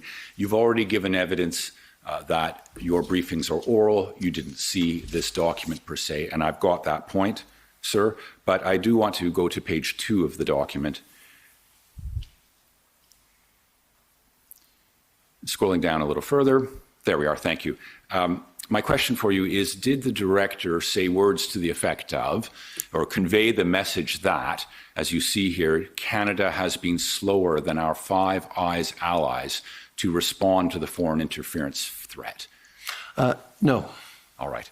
And if you continue on in that same passage, such as proactively publicizing successful disruption activities, was that something that the director conveyed to you? No. When I spoke to this before, I believe I said that the briefing notes prepared for the director didn't particularly align with the actual briefing we got. Yes. The briefing was spent almost entirely on specific cases, and all of these notes prepared for the director, generally saying, yes, foreign interference is serious, India, China, serious, would have taken up the first 30 seconds of what the director said, because Understood. He would have gotten right into the cases. So this is not... I'm just going to show you one more point from this. I do have your point about that. It's page 3. It's going to be your last question. Yes, thank you.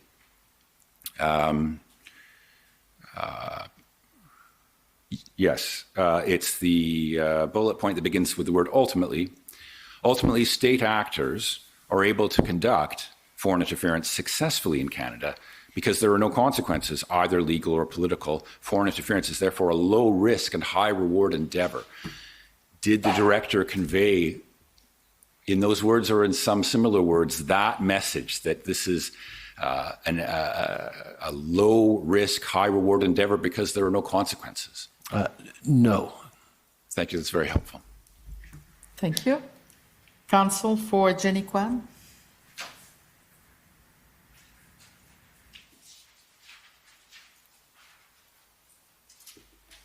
Minister, good afternoon.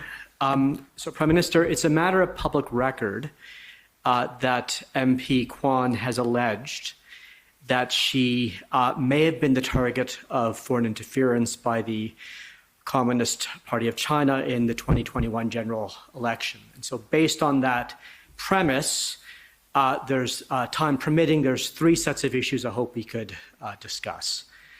The first is how MP Kwan came to know from CSIS that she was a target for foreign interference. The second is why she might be a target. And the third is how foreign interference might be occurring against her in Canada. So you're aware, Prime Minister, that MP Kwan received a confidential briefing from CSIS on May 26, 2023. Yes. And you're aware that she's not shared publicly any of the classified information she received in that briefing. I believe that to be correct, yes. But you're aware she stated that she was told that she is an evergreen target for the Communist Party of China and for the rest of her life, even after she leaves politics. I can't speak to directly what she was told, but that seems consistent with what they might have told her, yes. So Prime Minister, are you able in this setting to share with us whether you had any role in the decision to brief MP Kwan about foreign interference? When there are allegations or information brought to me regarding a particular member of parliament or a particular individual, often one of our first responses in my office, my response, is to ask CSIS or the security agency involved to engage directly with the individual. The nature of that engagement, often we find that CSIS is already preparing to do that. Sometimes us encouraging it allows it or encourages it to happen more quickly. It's certainly something CSIS can make decisions about on its own as well.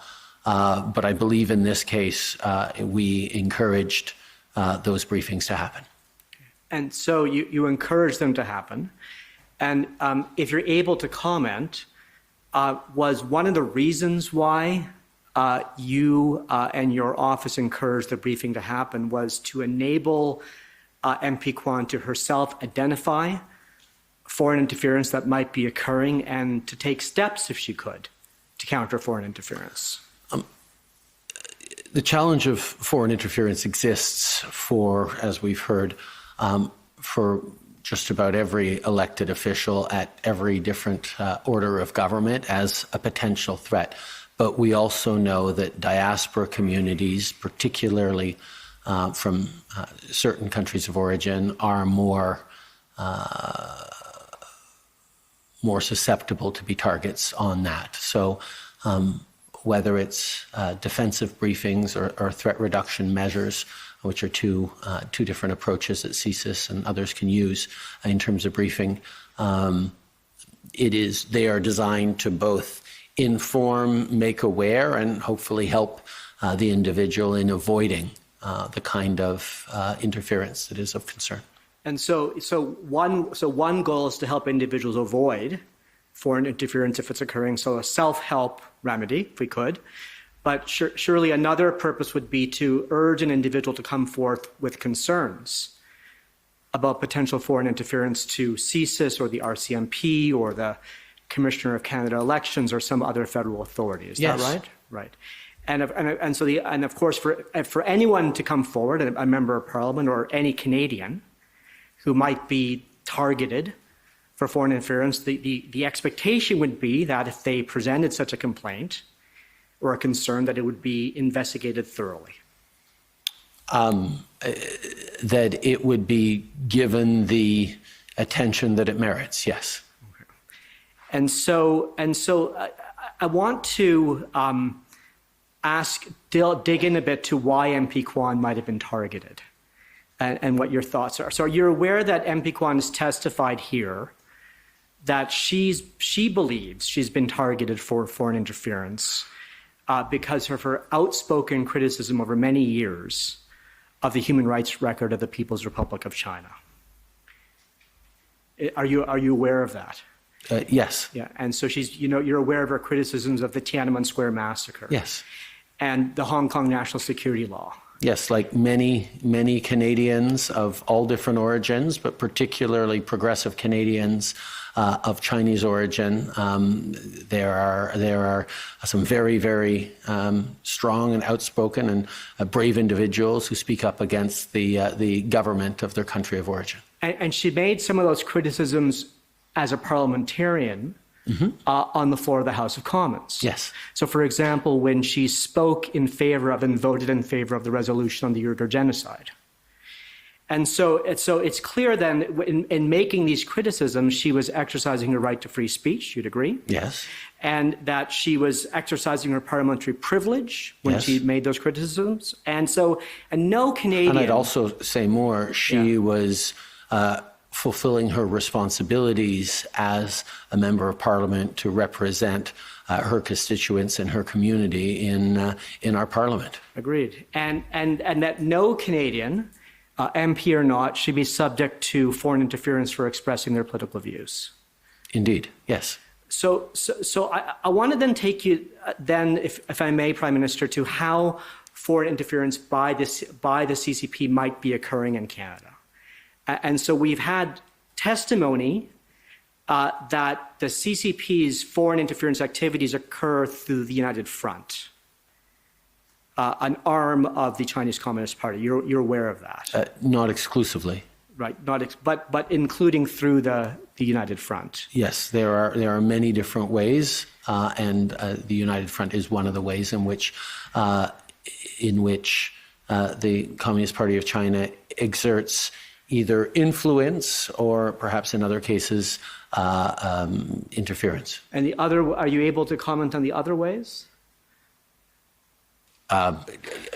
Chinese police stations are a perfect example of something that's been in the news recently that our friend from the block asked about earlier today. And of course, the United Front often operates through proxies, we've learned. You agree that that's correct? Yes. And I think the words you used to describe foreign interference in your examination in chief were covert, coercive, deceptive. And so would it surprise you if you were told that the United Front might funnel funds to Chinese proxies in Canada? I am wary of getting into too much of what I know in an open forum here, but I think there's been evidence submitted along the lines of that. Okay, and you're aware that CSIS has confirmed that the United Front uses proxies to disinvite or deplatform regime opponents from invitations to important community events. I would encourage you to go directly to the source of these reports and allegations. I can say that, yes, I am kept very, very highly briefed on various ways of interference. I'm not always sure which ones I can talk about that I know about that others may not know about, but if you're talking about public record things, then it's good that you're putting them into the record. Sure. And so as a politician, of course, part of some of the rituals of Canadian political life involve attending events hosted by different ethnic communities that are potentially quite significant. So Vaisakhi would be one I'm sure that you might be familiar with. Yes.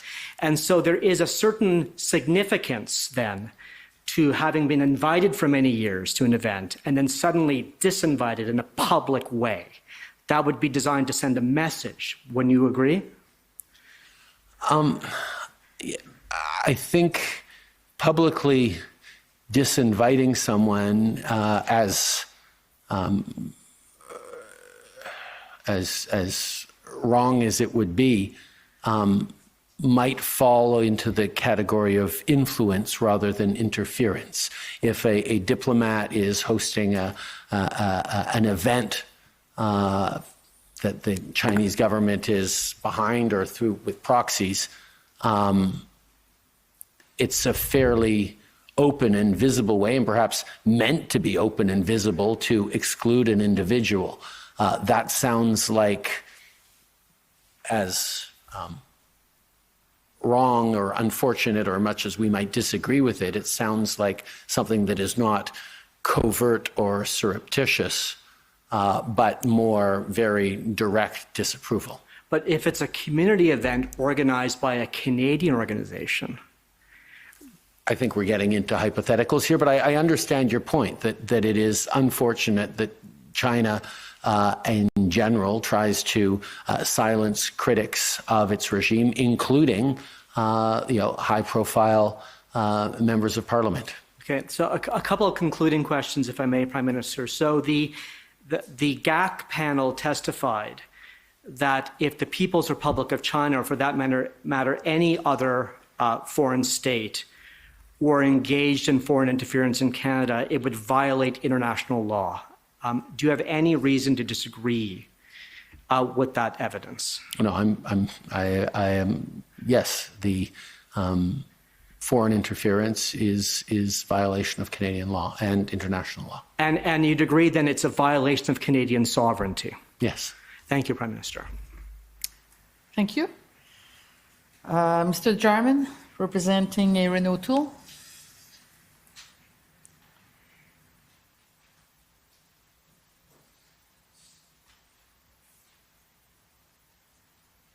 Thank you, Prime Minister. Or thank you, Commissioner.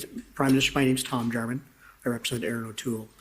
Just building on a question that my colleague was asking, Mr. O'Toole, similar to Ms. Kwan, has also received a defensive briefing from CSIS.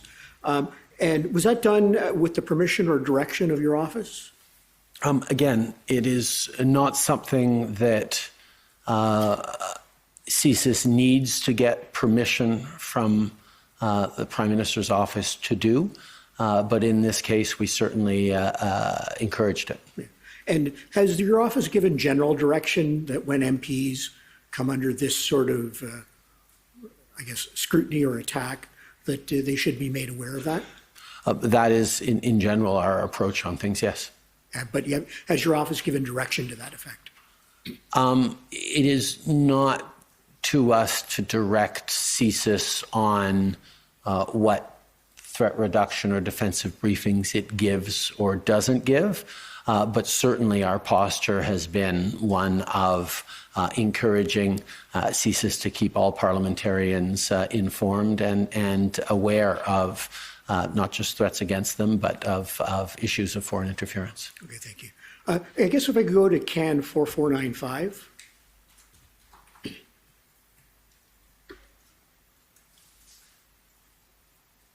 And this is a document that supposedly relates to a briefing which was intended to occur sometime in late February of 2023. It was prepared by CSIS.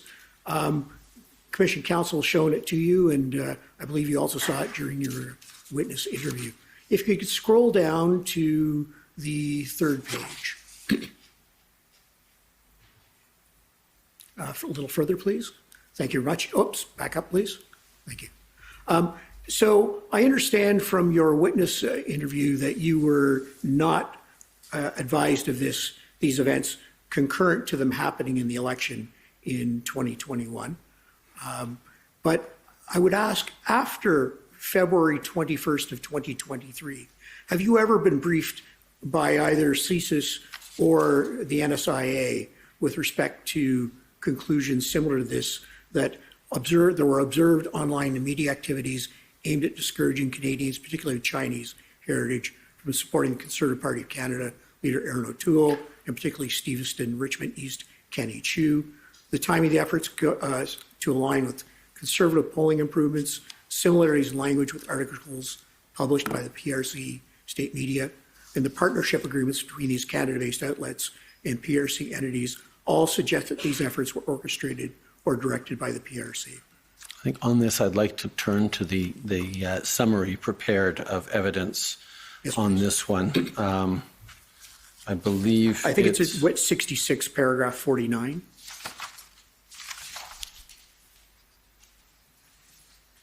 Sorry, I'm talking about the intelligence summaries,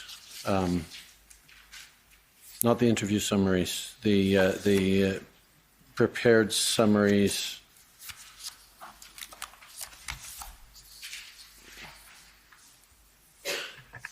protectors. Madam Commissioner, I think the Prime Minister is referring to the multi-source topical summary. That one. Topical summaries, yes. She or she. I believe it's number 4, if that assists, dot 4.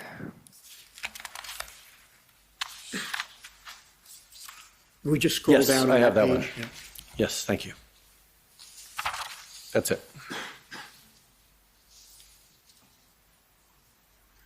So that's a topical summary, but going back to my question, which was, has any official, either the NSIA or the director of CSIS or anyone on your staff, briefed you with respect to the conclusions that were in CAN 4495?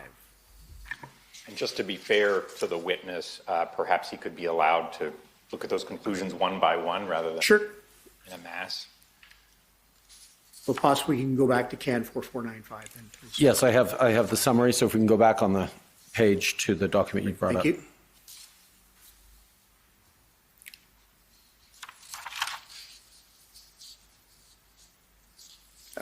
Scroll down, thank you. Further. And just a little bit further, thank you.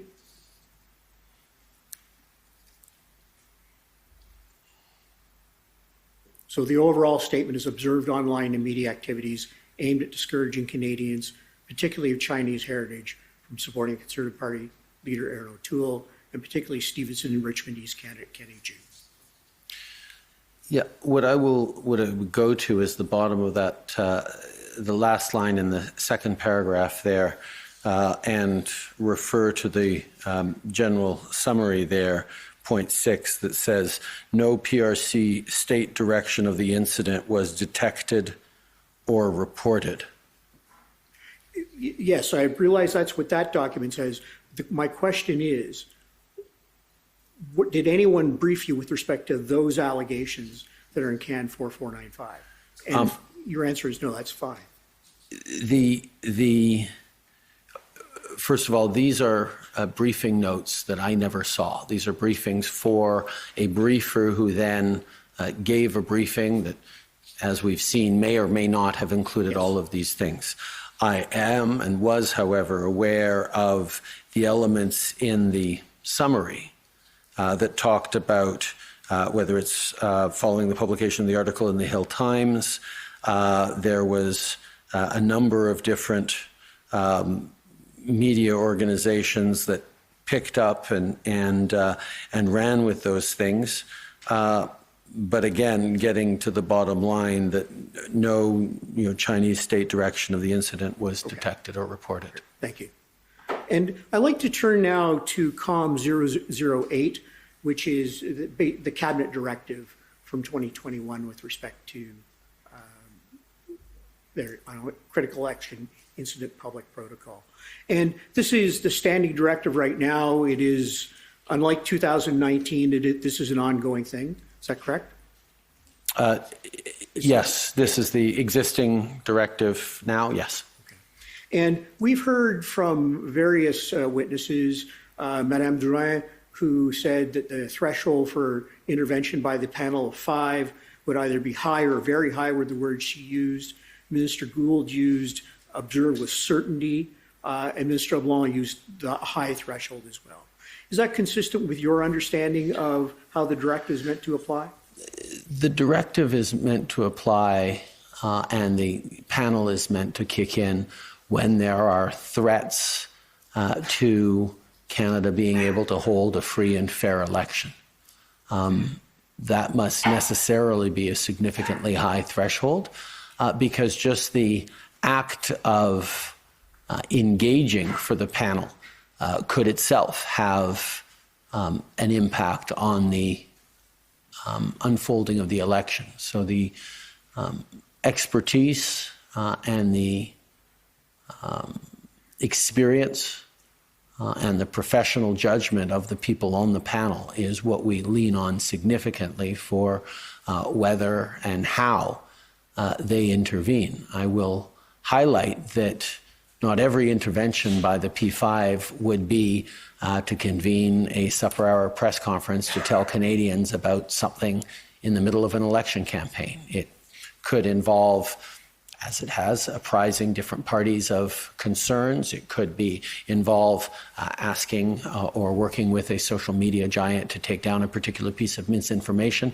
Like, there are different things that would have different thresholds in terms of what is required to do to ensure that the election remains free and fair for Canadians. Possibly, can we scroll down in the directive itself, please? And into 5. There we are, the process. Actually, I'm sorry, I have to go back up again. So they say, paragraph 3, please. You say, Minister, or Prime Minister rather, that this can be engaged by threats. The panel of 5 has testified that it must be an event that has occurred which affects a free and fair election, at which they would give notice to Canadians. Is it your evidence that the panel can act on perceived threat as opposed to an event? I'd ask actually to scroll down to, go to 4.0 or, no, next one, 5.0. There we go. Lays out a process through which Canadians would be notified of an incident that threatens Canada's ability to have a free and fair election should notification be necessary. I suppose an incident could be an event, but I think if there is an imminent threat to Canada's ability to have free and fair election, I have no doubt that the panel would engage with that, whether or not the incident or event had happened or was just imminently about to happen. And just one last question, please, Commissioner. And that threat could crystallize at the general election level, at the riding level, or indeed among a diaspora community level that's spread out across several ridings. Sorry, and what's your question? That threat could crystallize yes. at either the general election level, an individual riding level, or among a broader community that's spread out over several ridings. Yes, as long as it threatened Canada's ability to have a free and fair election, either at the riding level or in the aggregate general election, which is just the sum of 338 individual riding elections. Thank you. Thank you, Prime Minister. Thank you, Tom. Thank you. Mr. De Luca, acting on behalf of the Conservative Party.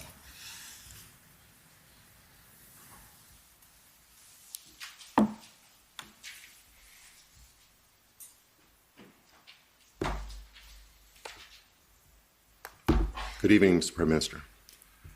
Could I have, just give me a moment, could I have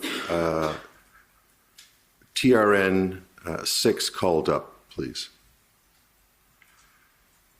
And while that's being called up, Mr. Prime Minister, in preparation for your testimony here today, have you been aware that MP Han Dong confirmed under oath at this inquiry that he spoke to PRC officials on multiple occasions about the two Michaels while they were held in captivity in China? I believe so, yes. Okay. And am I correct that the two Michaels had been taken into custody and detained in China commencing in December 2018 until they were released at the end of September 2021? Yes. Okay. Would you agree with me that the detention of the two Michaels was a very high profile and very sensitive matter, both in Canada and abroad? It was certainly very high profile, and it was a detention that caused us to mobilize broadly. It was certainly a very difficult experience for the two Michaels and their families, but it was also something that mobilized an awful lot of not just Canadians, but our partners around the world. Thank you. We've heard evidence and seen evidence in this inquiry that at least one of the conversations between Mr. Dong and the PRC General Consul General in Toronto was intercepted and monitored, that it touched upon the two Michaels in some respect, and that at least a summary of the intercepted conversation exists. And I have a couple of questions for you regarding this intercepted conversation. Just before my friend does, I'm not sure whether the details he is the assertion he's making is one that can be found in the public record, but I'm happy to hear from him about that. I would urge him to refer to the summary, the topical summary on this issue. I'm going to come to the topical summary, but if I could ask the Prime Minister generally, when were you first made aware that Mr. Dong had been having conversations with the PRC Consul General regarding the two Michaels?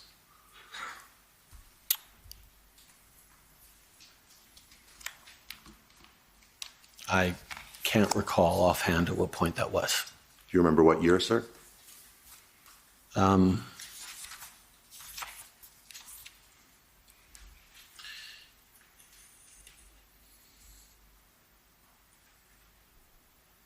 Perhaps there's documents that refer to the meeting that I can talk about publicly, the various briefings that I've had when these allegations came out. I believe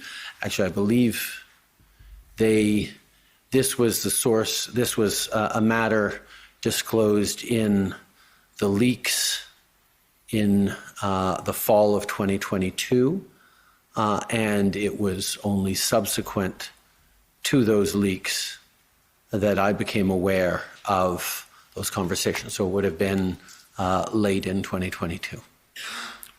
You don't believe you were made aware of any such conversations prior to then? No. Okay. And could I ask that can some two be called up, please? And I believe Ms. Chowdhury took you through this document to some extent earlier. This is a summary of intelligence held by CSIS and the intelligence agencies relating to Han Dong and his communications with the People's Republic of China relating to the two Michaels. And I take it from your answers earlier, you reviewed this document in preparation for your testimony here today? Yes. And there's a summary of 5 points relating to this intelligence. Can you confirm, and I think you may have, that aside from your review of this particular document in preparation for today, you have received intelligence briefings and information that is reflected in each of these 5 points? I have 6 points on mine. I may have misspoken. You're correct, quite correct. 6 points. Okay. Yes. Okay. Can I turn your attention to point 4? Perhaps you can review that. And while you are, the second sentence says, MP Dong expressed the view that even if the PRC released the two Michaels at that moment, opposition parties would view the PRC's action as an affirmation of the effectiveness of a hardline Canadian approach to the PRC. See that? Yes. When were you first made aware of MP Dong expressing this view? As I said, this was subsequent to leaks, but let me also just say that it's aware of information alleging that MP Dong expressed this view. As has been previously stated, there have been significant questions around both translation and summary of the actual exchange that, I don't think I need to read the first page filled with caveats around incomplete, single-sourced, varying degrees of reliability, not necessarily indicating corroboration or reliability of sources. So there's a lot of uncertainty around even the things that we're saying in the that we're seeing in the summaries. Can I ask you, Prime Minister, have you personally reviewed that summary? This summary? No, the summary of the intercepted conversation. Madam Commissioner, I'm concerned that we're getting into a sensitive area. I'm frankly not sure. I'm not sure. I can say yes to that, though. Yes, okay. I have personally done that. But there's not much more I can say about it. That's fine. Thank you. Can we call up COM 118, which is the Special Rapporteur's first report that was produced or dated May 23, 2023?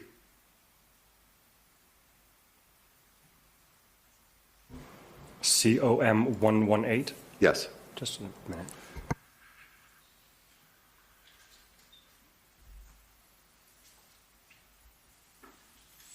And I'd like to go to page 26, small Roman numeral 8. There's an analysis of a piece of reporting that Han Dong advised the PRC consulate to extend the detention of the two Michaels, Global News, March 22, 2023. Do you see that? Yes. Okay, and immediately below that, Mr. Johnston comments on how there has been considerable media attention about an alleged transcript of this conversation. You see that? Yes. And he then says, I have reviewed the same intelligence report that was provided to the Prime Minister relating to this allegation, which I am advised is the only intelligence that speaks to this issue. I can report the following, and we're going to come to the following. My question now, though, is, Mr. Johnson tells us that he reviewed the same intelligence report that you did, and that this is the only report that exists that speaks to this issue. So my question for you is the following. Is the intelligence report that Mr. Johnson is referring to there CAN-SUM 002 that we just looked at, or is it something else? I'm not sure the witness can answer that in this setting. So we'll note the question. Okay. And are there other reports that, for now we'll go with written reports, either hard copy or electronic, that you're aware of that perhaps were not shared with Mr. Johnson that might relate to precisely what was or wasn't said between Mr. Dong and the PRC official? I'm not certain I can answer that question. For the same reasons? For reasons of security and confidentiality. Thank you. National security. Thank you. Have those reports, if there are any such reports, have they been provided to the present commission? Again, I'm not sure I cannot confirm or infirm the existence of any other reports that I cannot speak to here. Thank you very much. Mr. Johnson then gives his assessment of that particular allegation as follows. He says, the allegation is false. Mr. Dong discussed the two Michaels with a PRC official, but did not suggest to the official that the PRC extend their detention. The allegation that he did make that suggestion has had a very adverse effect. Do you agree with that assessment, sir? Yes, we know that the media reports and the allegations made in rather a spectacular fashion about Mr. Dong were false. Okay, but would you agree in regards to what he said or didn't say about the two Michaels? Okay, would you agree with me, sir, that all that Mr. Johnson was commenting on was what is contained in that heading, that particular allegation? Mr. Johnson didn't comment one way or the other about whether what else Mr. Dong might have said to the PRC consul read the two Michaels was correct. So, for example, in CAN-SUM 02, the conversation is stated slightly differently. I'm not sure the witness can comment on what Mr. Johnson was or was not commenting on. Mr. Prime Minister, I have very many more questions, as you might imagine, but I simply don't have the time. Thank you very much. Thank you, Mr. De Luca. Counsel for Han Dong.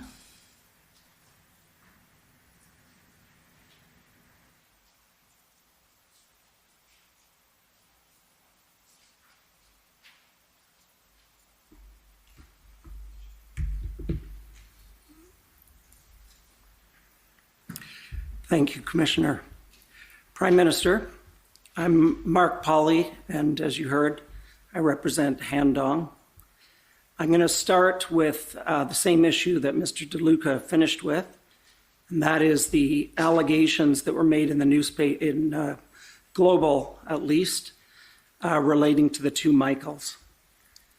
And we, as you know, we heard yesterday from Mr. Clow, among others, and Mr. Clow told us about how after the leaks came out, there were discussions about what to do, how to respond, whether there could be any response.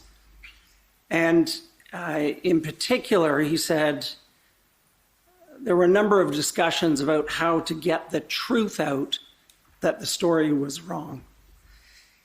And he explained that up until yesterday, he was not able to say that publicly.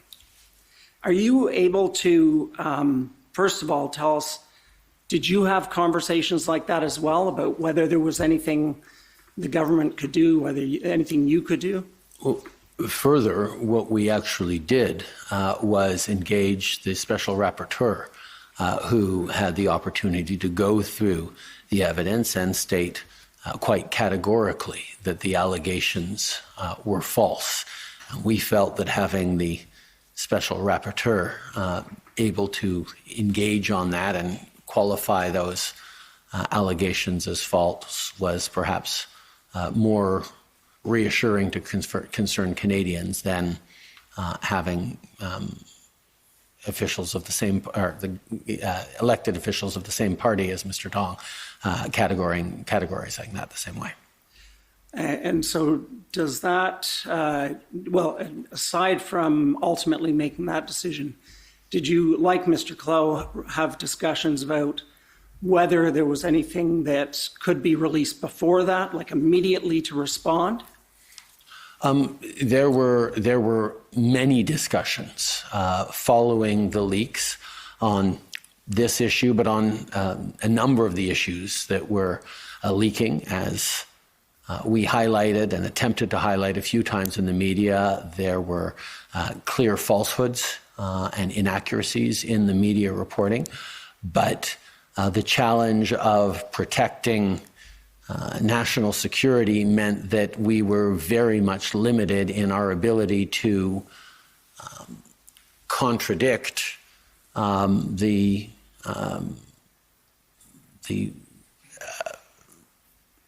false allegations being made by the leaker. And that difficulty you're describing, although we've heard, as I say, Mr. Clow talk about finally being able to say something publicly yesterday, you're speaking about it today to some extent. But I take it that same tension continues, that there's only so much, as we can see, that you're able to say. But, you know, given, as Mr. Clow pointed out yesterday, we are now in a position to express and to repeat that the way it was characterized in the media was wrong. Okay. So let me turn to buses, the ongoing discussion about buses.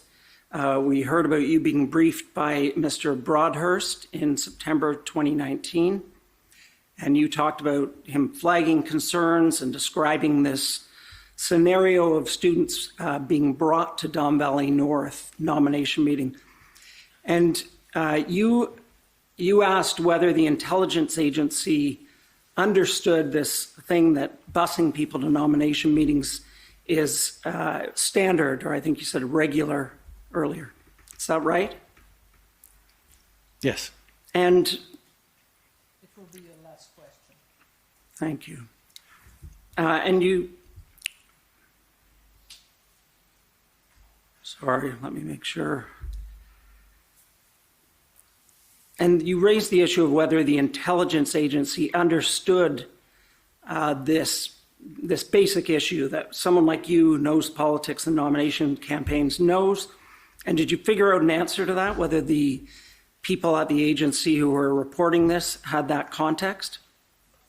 Oh, certainly. Listen, our intelligence agencies, even though they don't organize nomination meetings themselves as political parties do, regularly turn to experts and learn about the things that they don't know about when they need to. So I am very confident that our intelligence agencies now know a lot more about the unfolding of nominations, which is important because they need to be able to ensure that those nominations, like all electoral events, are decided by the residents and indeed by ensuring that our democratic processes are free and fair and absent interference by foreign actors. Okay. Thank you. Thank you. Human Rights Coalition.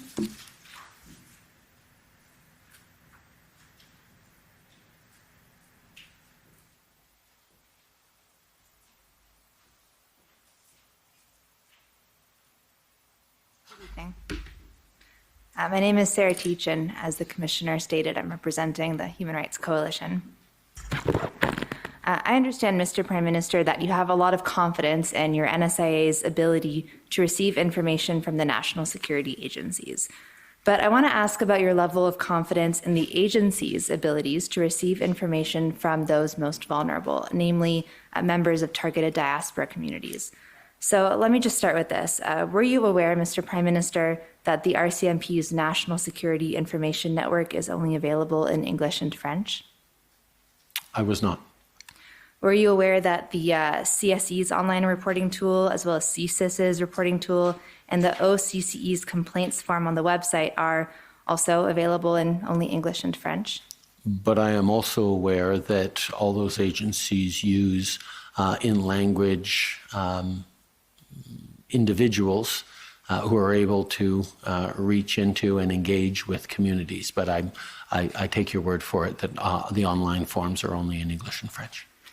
I appreciate that. And we also heard on March 27th with the Diaspora panel, that was the first day of these hearings, that community members oftentimes don't feel empowered to reach out to the agencies. They feel that they won't be heard. They feel it's a waste of time for whatever reason. Given these limitations, how can you expect the agencies themselves to really know, and therefore how can you expect the NSIA to really know, if coercion, harassment, or intimidation of diaspora community members is happening, including in the context of elections?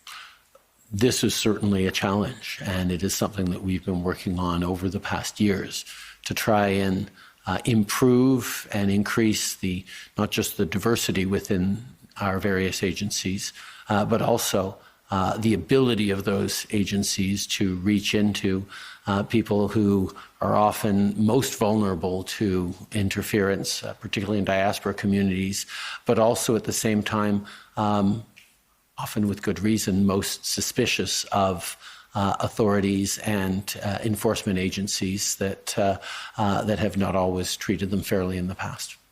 Thank you. Given these limitations, does this plant even a seed of doubt in your mind in terms of the integrity of the 2019 and 2021 general elections? I think those are two different things. The challenge of any democracy is ensuring that people who perhaps disagree with the outcome of a given election still have faith that that is indeed the will of the people, the will of citizens. And that's where having a panel in place, both in 2019 and 2021, that could say that they have determined or they have concluded that the election was free and fair is a really important step. Now, nobody can say that about the 2015 election, for example, or elections before, because those panels didn't exist. At the same time, what we learned from the 2019 election was applied to the 2021 election and will continue to be applied and expanded and become more, perhaps more sensitive or alert to various vulnerabilities that are more difficult to go into, particularly when you talk about racialized or marginalized communities. So there is more to do, but I do have confidence in the ability of our intelligence agencies and our panel to have drawn the conclusion that the elections in 2019 and in 2021 were indeed free and fair. All right, thank you. Thank you. Mr. Doody for the Ukrainian Canadian Congress. Or, yes. No, it's the Sikh Coalition, I'm sorry.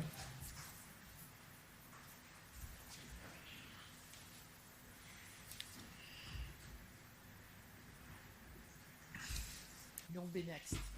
Thank you, Commissioner. Mr. Trudeau, my name is Prabjot Singh. I'm appearing on behalf of the Sikh Coalition.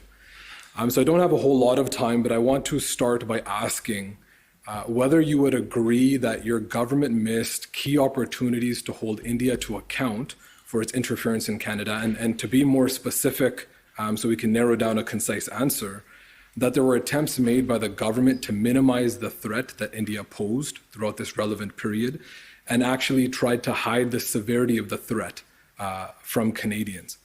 Would you agree with that assessment? No. Mr. Operator, if we can bring up COM 155. So, Mr. Trudeau, this is a copy of the 2019 annual report of the NSI COP, which you mentioned was a body created by your government in the hopes of creating some oversight and transparency on security and intelligence issues. Mr. Operator, if we can go to page 73 of the PDF. So as you know, this report deals with concerns about foreign interference. Is that 73 of the PDF? Or 55 of the actual document. And so this is a section that deals with foreign interference specifically. And if we can continue to scroll down until 79, please. You can go a little bit faster.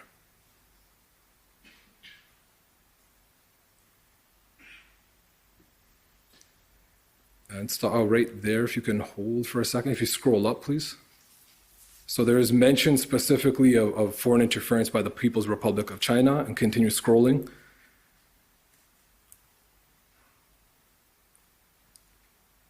There's mention of the Russian Federation, and if we can pause right there, and it specifically says other states engaged in foreign interference, and if you continue scrolling, that entire section has been redacted. And Mr. Operator, if we can go to page 108 of the PDF. And if you continue scrolling until 113, you see these are instances of Canada's response to foreign interference in relation to China. And then it goes into instances of a response to Russian interference. And if we scroll down, and this entire section again is redacted. So Mr. Trudeau, I'm going to suggest that the redacted sections of this report outline details of Indian electoral interference and coercive activities against the Sikh community, as well as outlining governmental failures in combating this specific threat. And so I understand that you may not be able to address this in a public setting for national security reasons. And if that's the case, you can indicate that to the commissioner. So can you confirm that that is the substance that's been redacted in this report? Obviously, in a public setting, I can't speak to redactions made for national security, but I will say that the principle that anyone who comes to Canada from anywhere in the world has all the rights of a Canadian to be free from extortion, coercion, interference from a country that they left behind.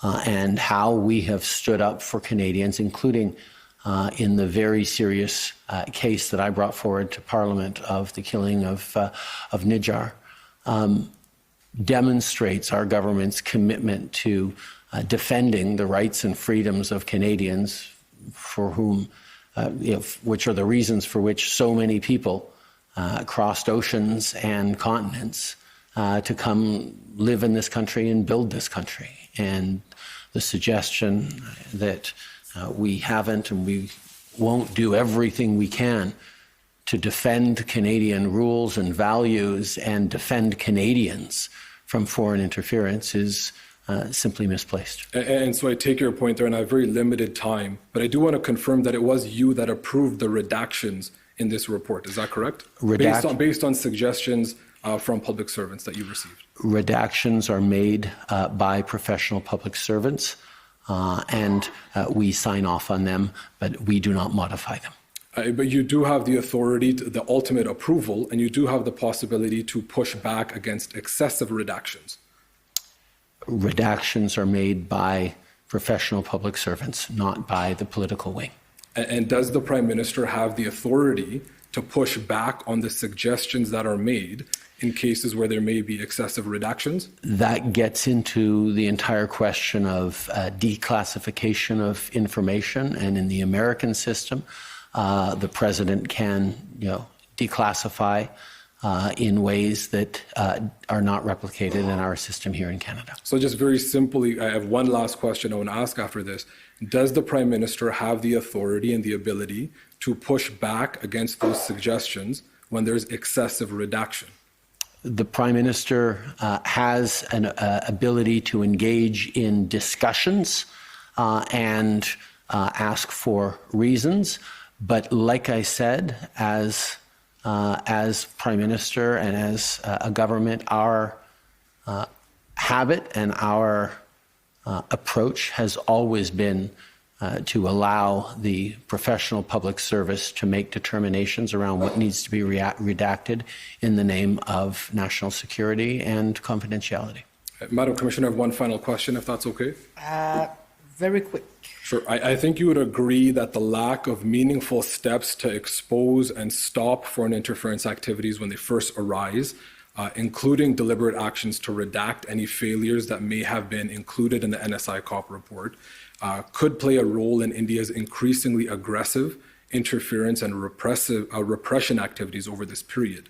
So that would be a consequence of failing to act effectively and failing to bring the threat of Indian foreign interference to Canadians' attention earlier. Is that correct? I think that's certainly a question one needs to ask of the previous Conservative government that was known for its very cozy relationship with the current Indian government, whereas our government has always stood up to defend minorities in Canada and the rights of minorities to speak out, even if it irritates their home countries overseas. Thank you. Those are all my questions. So, Mr. Doody, it's your turn.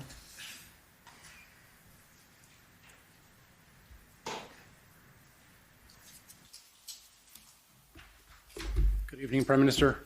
It's John Doody. I'm counsel for the Ukrainian-Canadian Congress. We've heard that Russia's foreign interference activities in foreign elections was the catalyst for the plan to protect Canada's democracy, and that Russia was a foreign nation that the Canadian government was concerned could potentially interfere in Canadian elections, correct? Yes. Okay. We've also heard from the site task force and the panel of 5 that neither identified any foreign interference activity by Russia in either the 2019 or the 21 general election. It would seem possible that Russia was not interested in interfering with Canadian elections in those years, or equally possible that they did and the Canadian government failed to detect it. Would you agree that it's possible that Russia interfered in one or both the elections and the Canadian government simply failed to notice it? I would highlight that, of course, it is always possible that the entire body of our national security intelligence agencies, our very sophisticated cyber and security communications establishment detected absolutely nothing or got it wrong. But I would also suggest that undermining Canadians' confidence in their elections being free and fair is probably something that Russia would love to see in Canada. So I would be very wary about saying that, despite the fact you didn't find any evidence of it, it still might have happened. I think we have seen the extent to which Russia is engaged in misinformation, disinformation, and actions of sowing chaos and destabilizing democracies around the world, including attempts at cyber attacks and successful cyber attacks in Canada.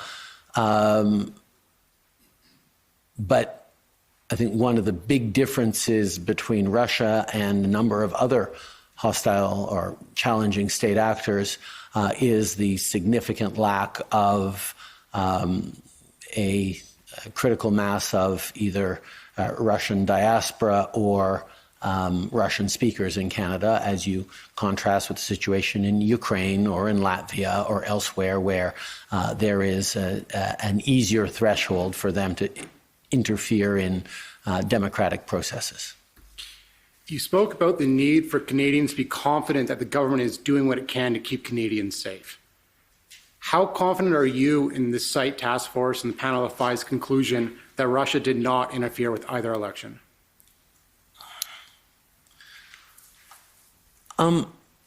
We know Russia is responsible for significant amounts of propaganda, of misinformation, of disinformation, and certainly attempts at interference are no doubt ongoing from Russia. They are a hostile actor, hostile to Canada, hostile to our values, hostile to our support of Ukraine, and hostile to our democracy. But to reach a threshold at which there is a belief that Russia posed a threat to the integrity of our elections, to the outcome of our elections, is certainly not something that either the site or the panel determined. And finally, would you expect members of the Canadian-Ukrainian community to have a high level of confidence in that conclusion as well? Yes, I think the Canadian-Ukrainian community, like all Canadians, can have a high degree of confidence in the conclusions by all of our national security experts and top public servants that the elections in 2019 and 2021 are free and fair. At the same time, I think Ukrainian Canadians, like all Canadians, need to remain vigilant to Russian disinformation and to the amplification of pro-Russian narratives in contexts and coming from places that one wouldn't suspect pro-Russian narratives to be amplified. I'm very pleased to see that Ukraine just passed the updated Canada-Ukraine Free Trade Agreement over the past days, and I continue to be bewildered at the fact that the Conservative Party voted against that update because they fell prey to pro-Russian narratives that are undermining Canada's support for Ukraine amongst Conservative Canadians, which I know is a thing of deep distress for many Ukrainian Canadians, and rightly so. Thank you, Prime Minister. Betsy Roy for the RCDA. Russian-Canadian Democratic Alliance.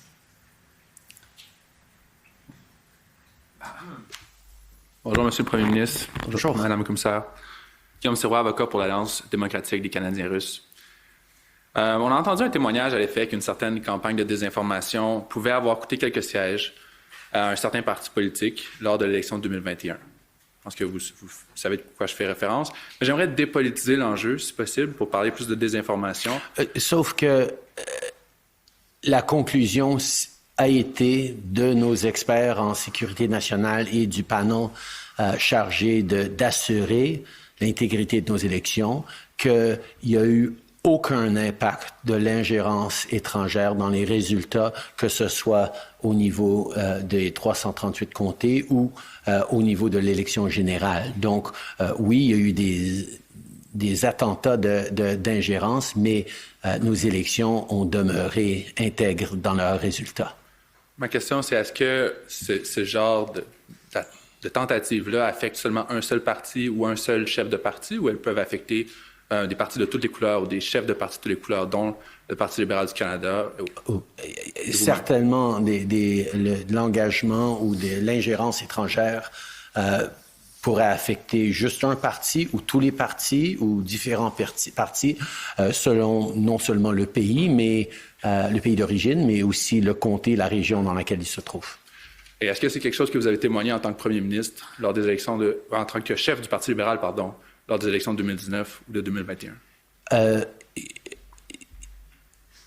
En termes de chef de parti, moi, ma job, c'était de faire campagne, de parler au plus de Canadiens possible et de faire élire le plus de libéraux possible.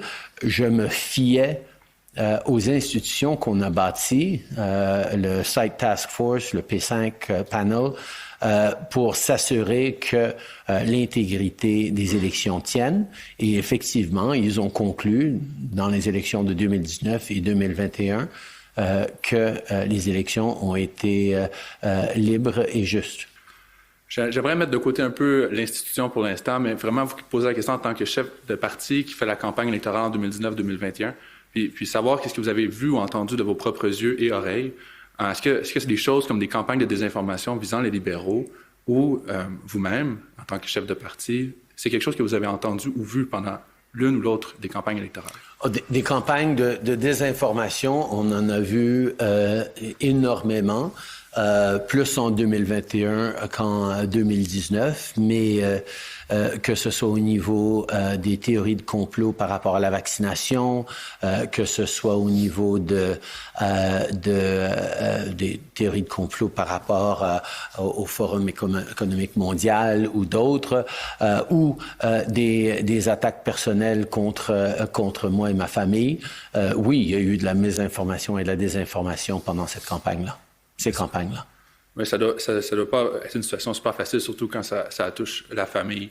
Mais ma question, c'est concernant, vous connaissez la puissance des médias sociaux, évidemment. Vous avez fait la campagne en 2015 grâce aux médias sociaux, justement. Ça vous a certainement aidé dans cette campagne-là.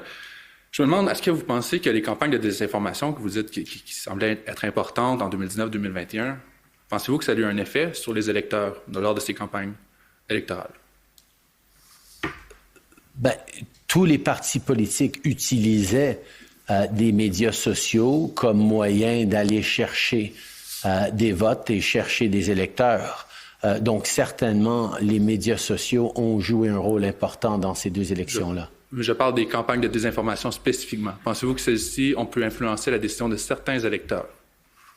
Ben, je pense qu'on voit que la mésinformation et la désinformation a un impact sur énormément de gens. Les milliers de Canadiens qui croyaient que la vaccination était plus dangereuse que la maladie de COVID-19 elle-même sont un exemple de gens qui ont été affectés, des fois de façon mortelle, fatale, par la désinformation. Votre dernière question, M. Roy. Il me reste encore 30 secondes, mais oui, je vais poser... Ma question, c'est, si vous avez témoigné des campagnes de désinformation qui pouvaient potentiellement influencer des électeurs, pourquoi vous n'avez pas soulevé cette question-là avec les organismes, les institutions, justement, du gouvernement qui sont mandatés pour agir sur ces campagnes de désinformation-là ou lorsqu'il y a des atteintes à l'intégrité des élections? Parce que ces institutions-là, et au contraire, j'en parle régulièrement avec mes conseillers en sécurité nationale de l'impact de la désinformation, de la mésinformation. Juste à regarder la situation des convois à Ottawa et d'autres pour savoir que ça a un impact réel. Mais c'est pas à moi de dire au panel qu'il faut veiller contre la mésinformation, la désinformation. Ça fait partie de leur job pour s'assurer de l'intégrité des élections. C'est une job qu'ils ont bien fait en 2019-2021, mais on reconnaît qu'en 2025, ça va être encore plus difficile et ils vont devoir faire continuer leur excellent travail. Donc, juste ma dernière question, s'il vous plaît, Madame la Commissaire. Si vous, en tant que chef de parti qui fait la campagne, remarquez des campagnes de désinformation sérieuses lors des élections, vous pensez que c'est pas nécessaire de rapporter ça au site Task Force, au panel des 5, en tant que chef du Parti libéral, parce que vous avez confiance qu'ils font leur travail? Non. Si j'ai bloqué ça, j'ai confiance que ils vont faire leur travail, mais ça fait partie de notre responsabilité à tous, qu'on soit citoyen, qu'on soit candidat, qu'on soit chef de parti ou parti politique, de travailler avec le panel, avec le site Task Force pour souligner de la mésinformation et de la désinformation. Ça fait partie de ce qu'on va faire en travaillant avec les panels pour soulever des enjeux, mais le panel ne dépend pas de nous pour faire leur travail non plus. Mais oui, on peut absolument participer et on devrait. Merci. Merci. Du côté du procureur général du Canada? Nothing from the Attorney General. Thank you very much, Madam Commissioner. Re-examination? No, thank you, Commissioner. Merci beaucoup. Merci, alors, je ne sais pas si je dois dire que vous êtes libre de quitter, mais je vais me permettre de vous le dire, vous êtes libre de quitter. Merci beaucoup, Madame.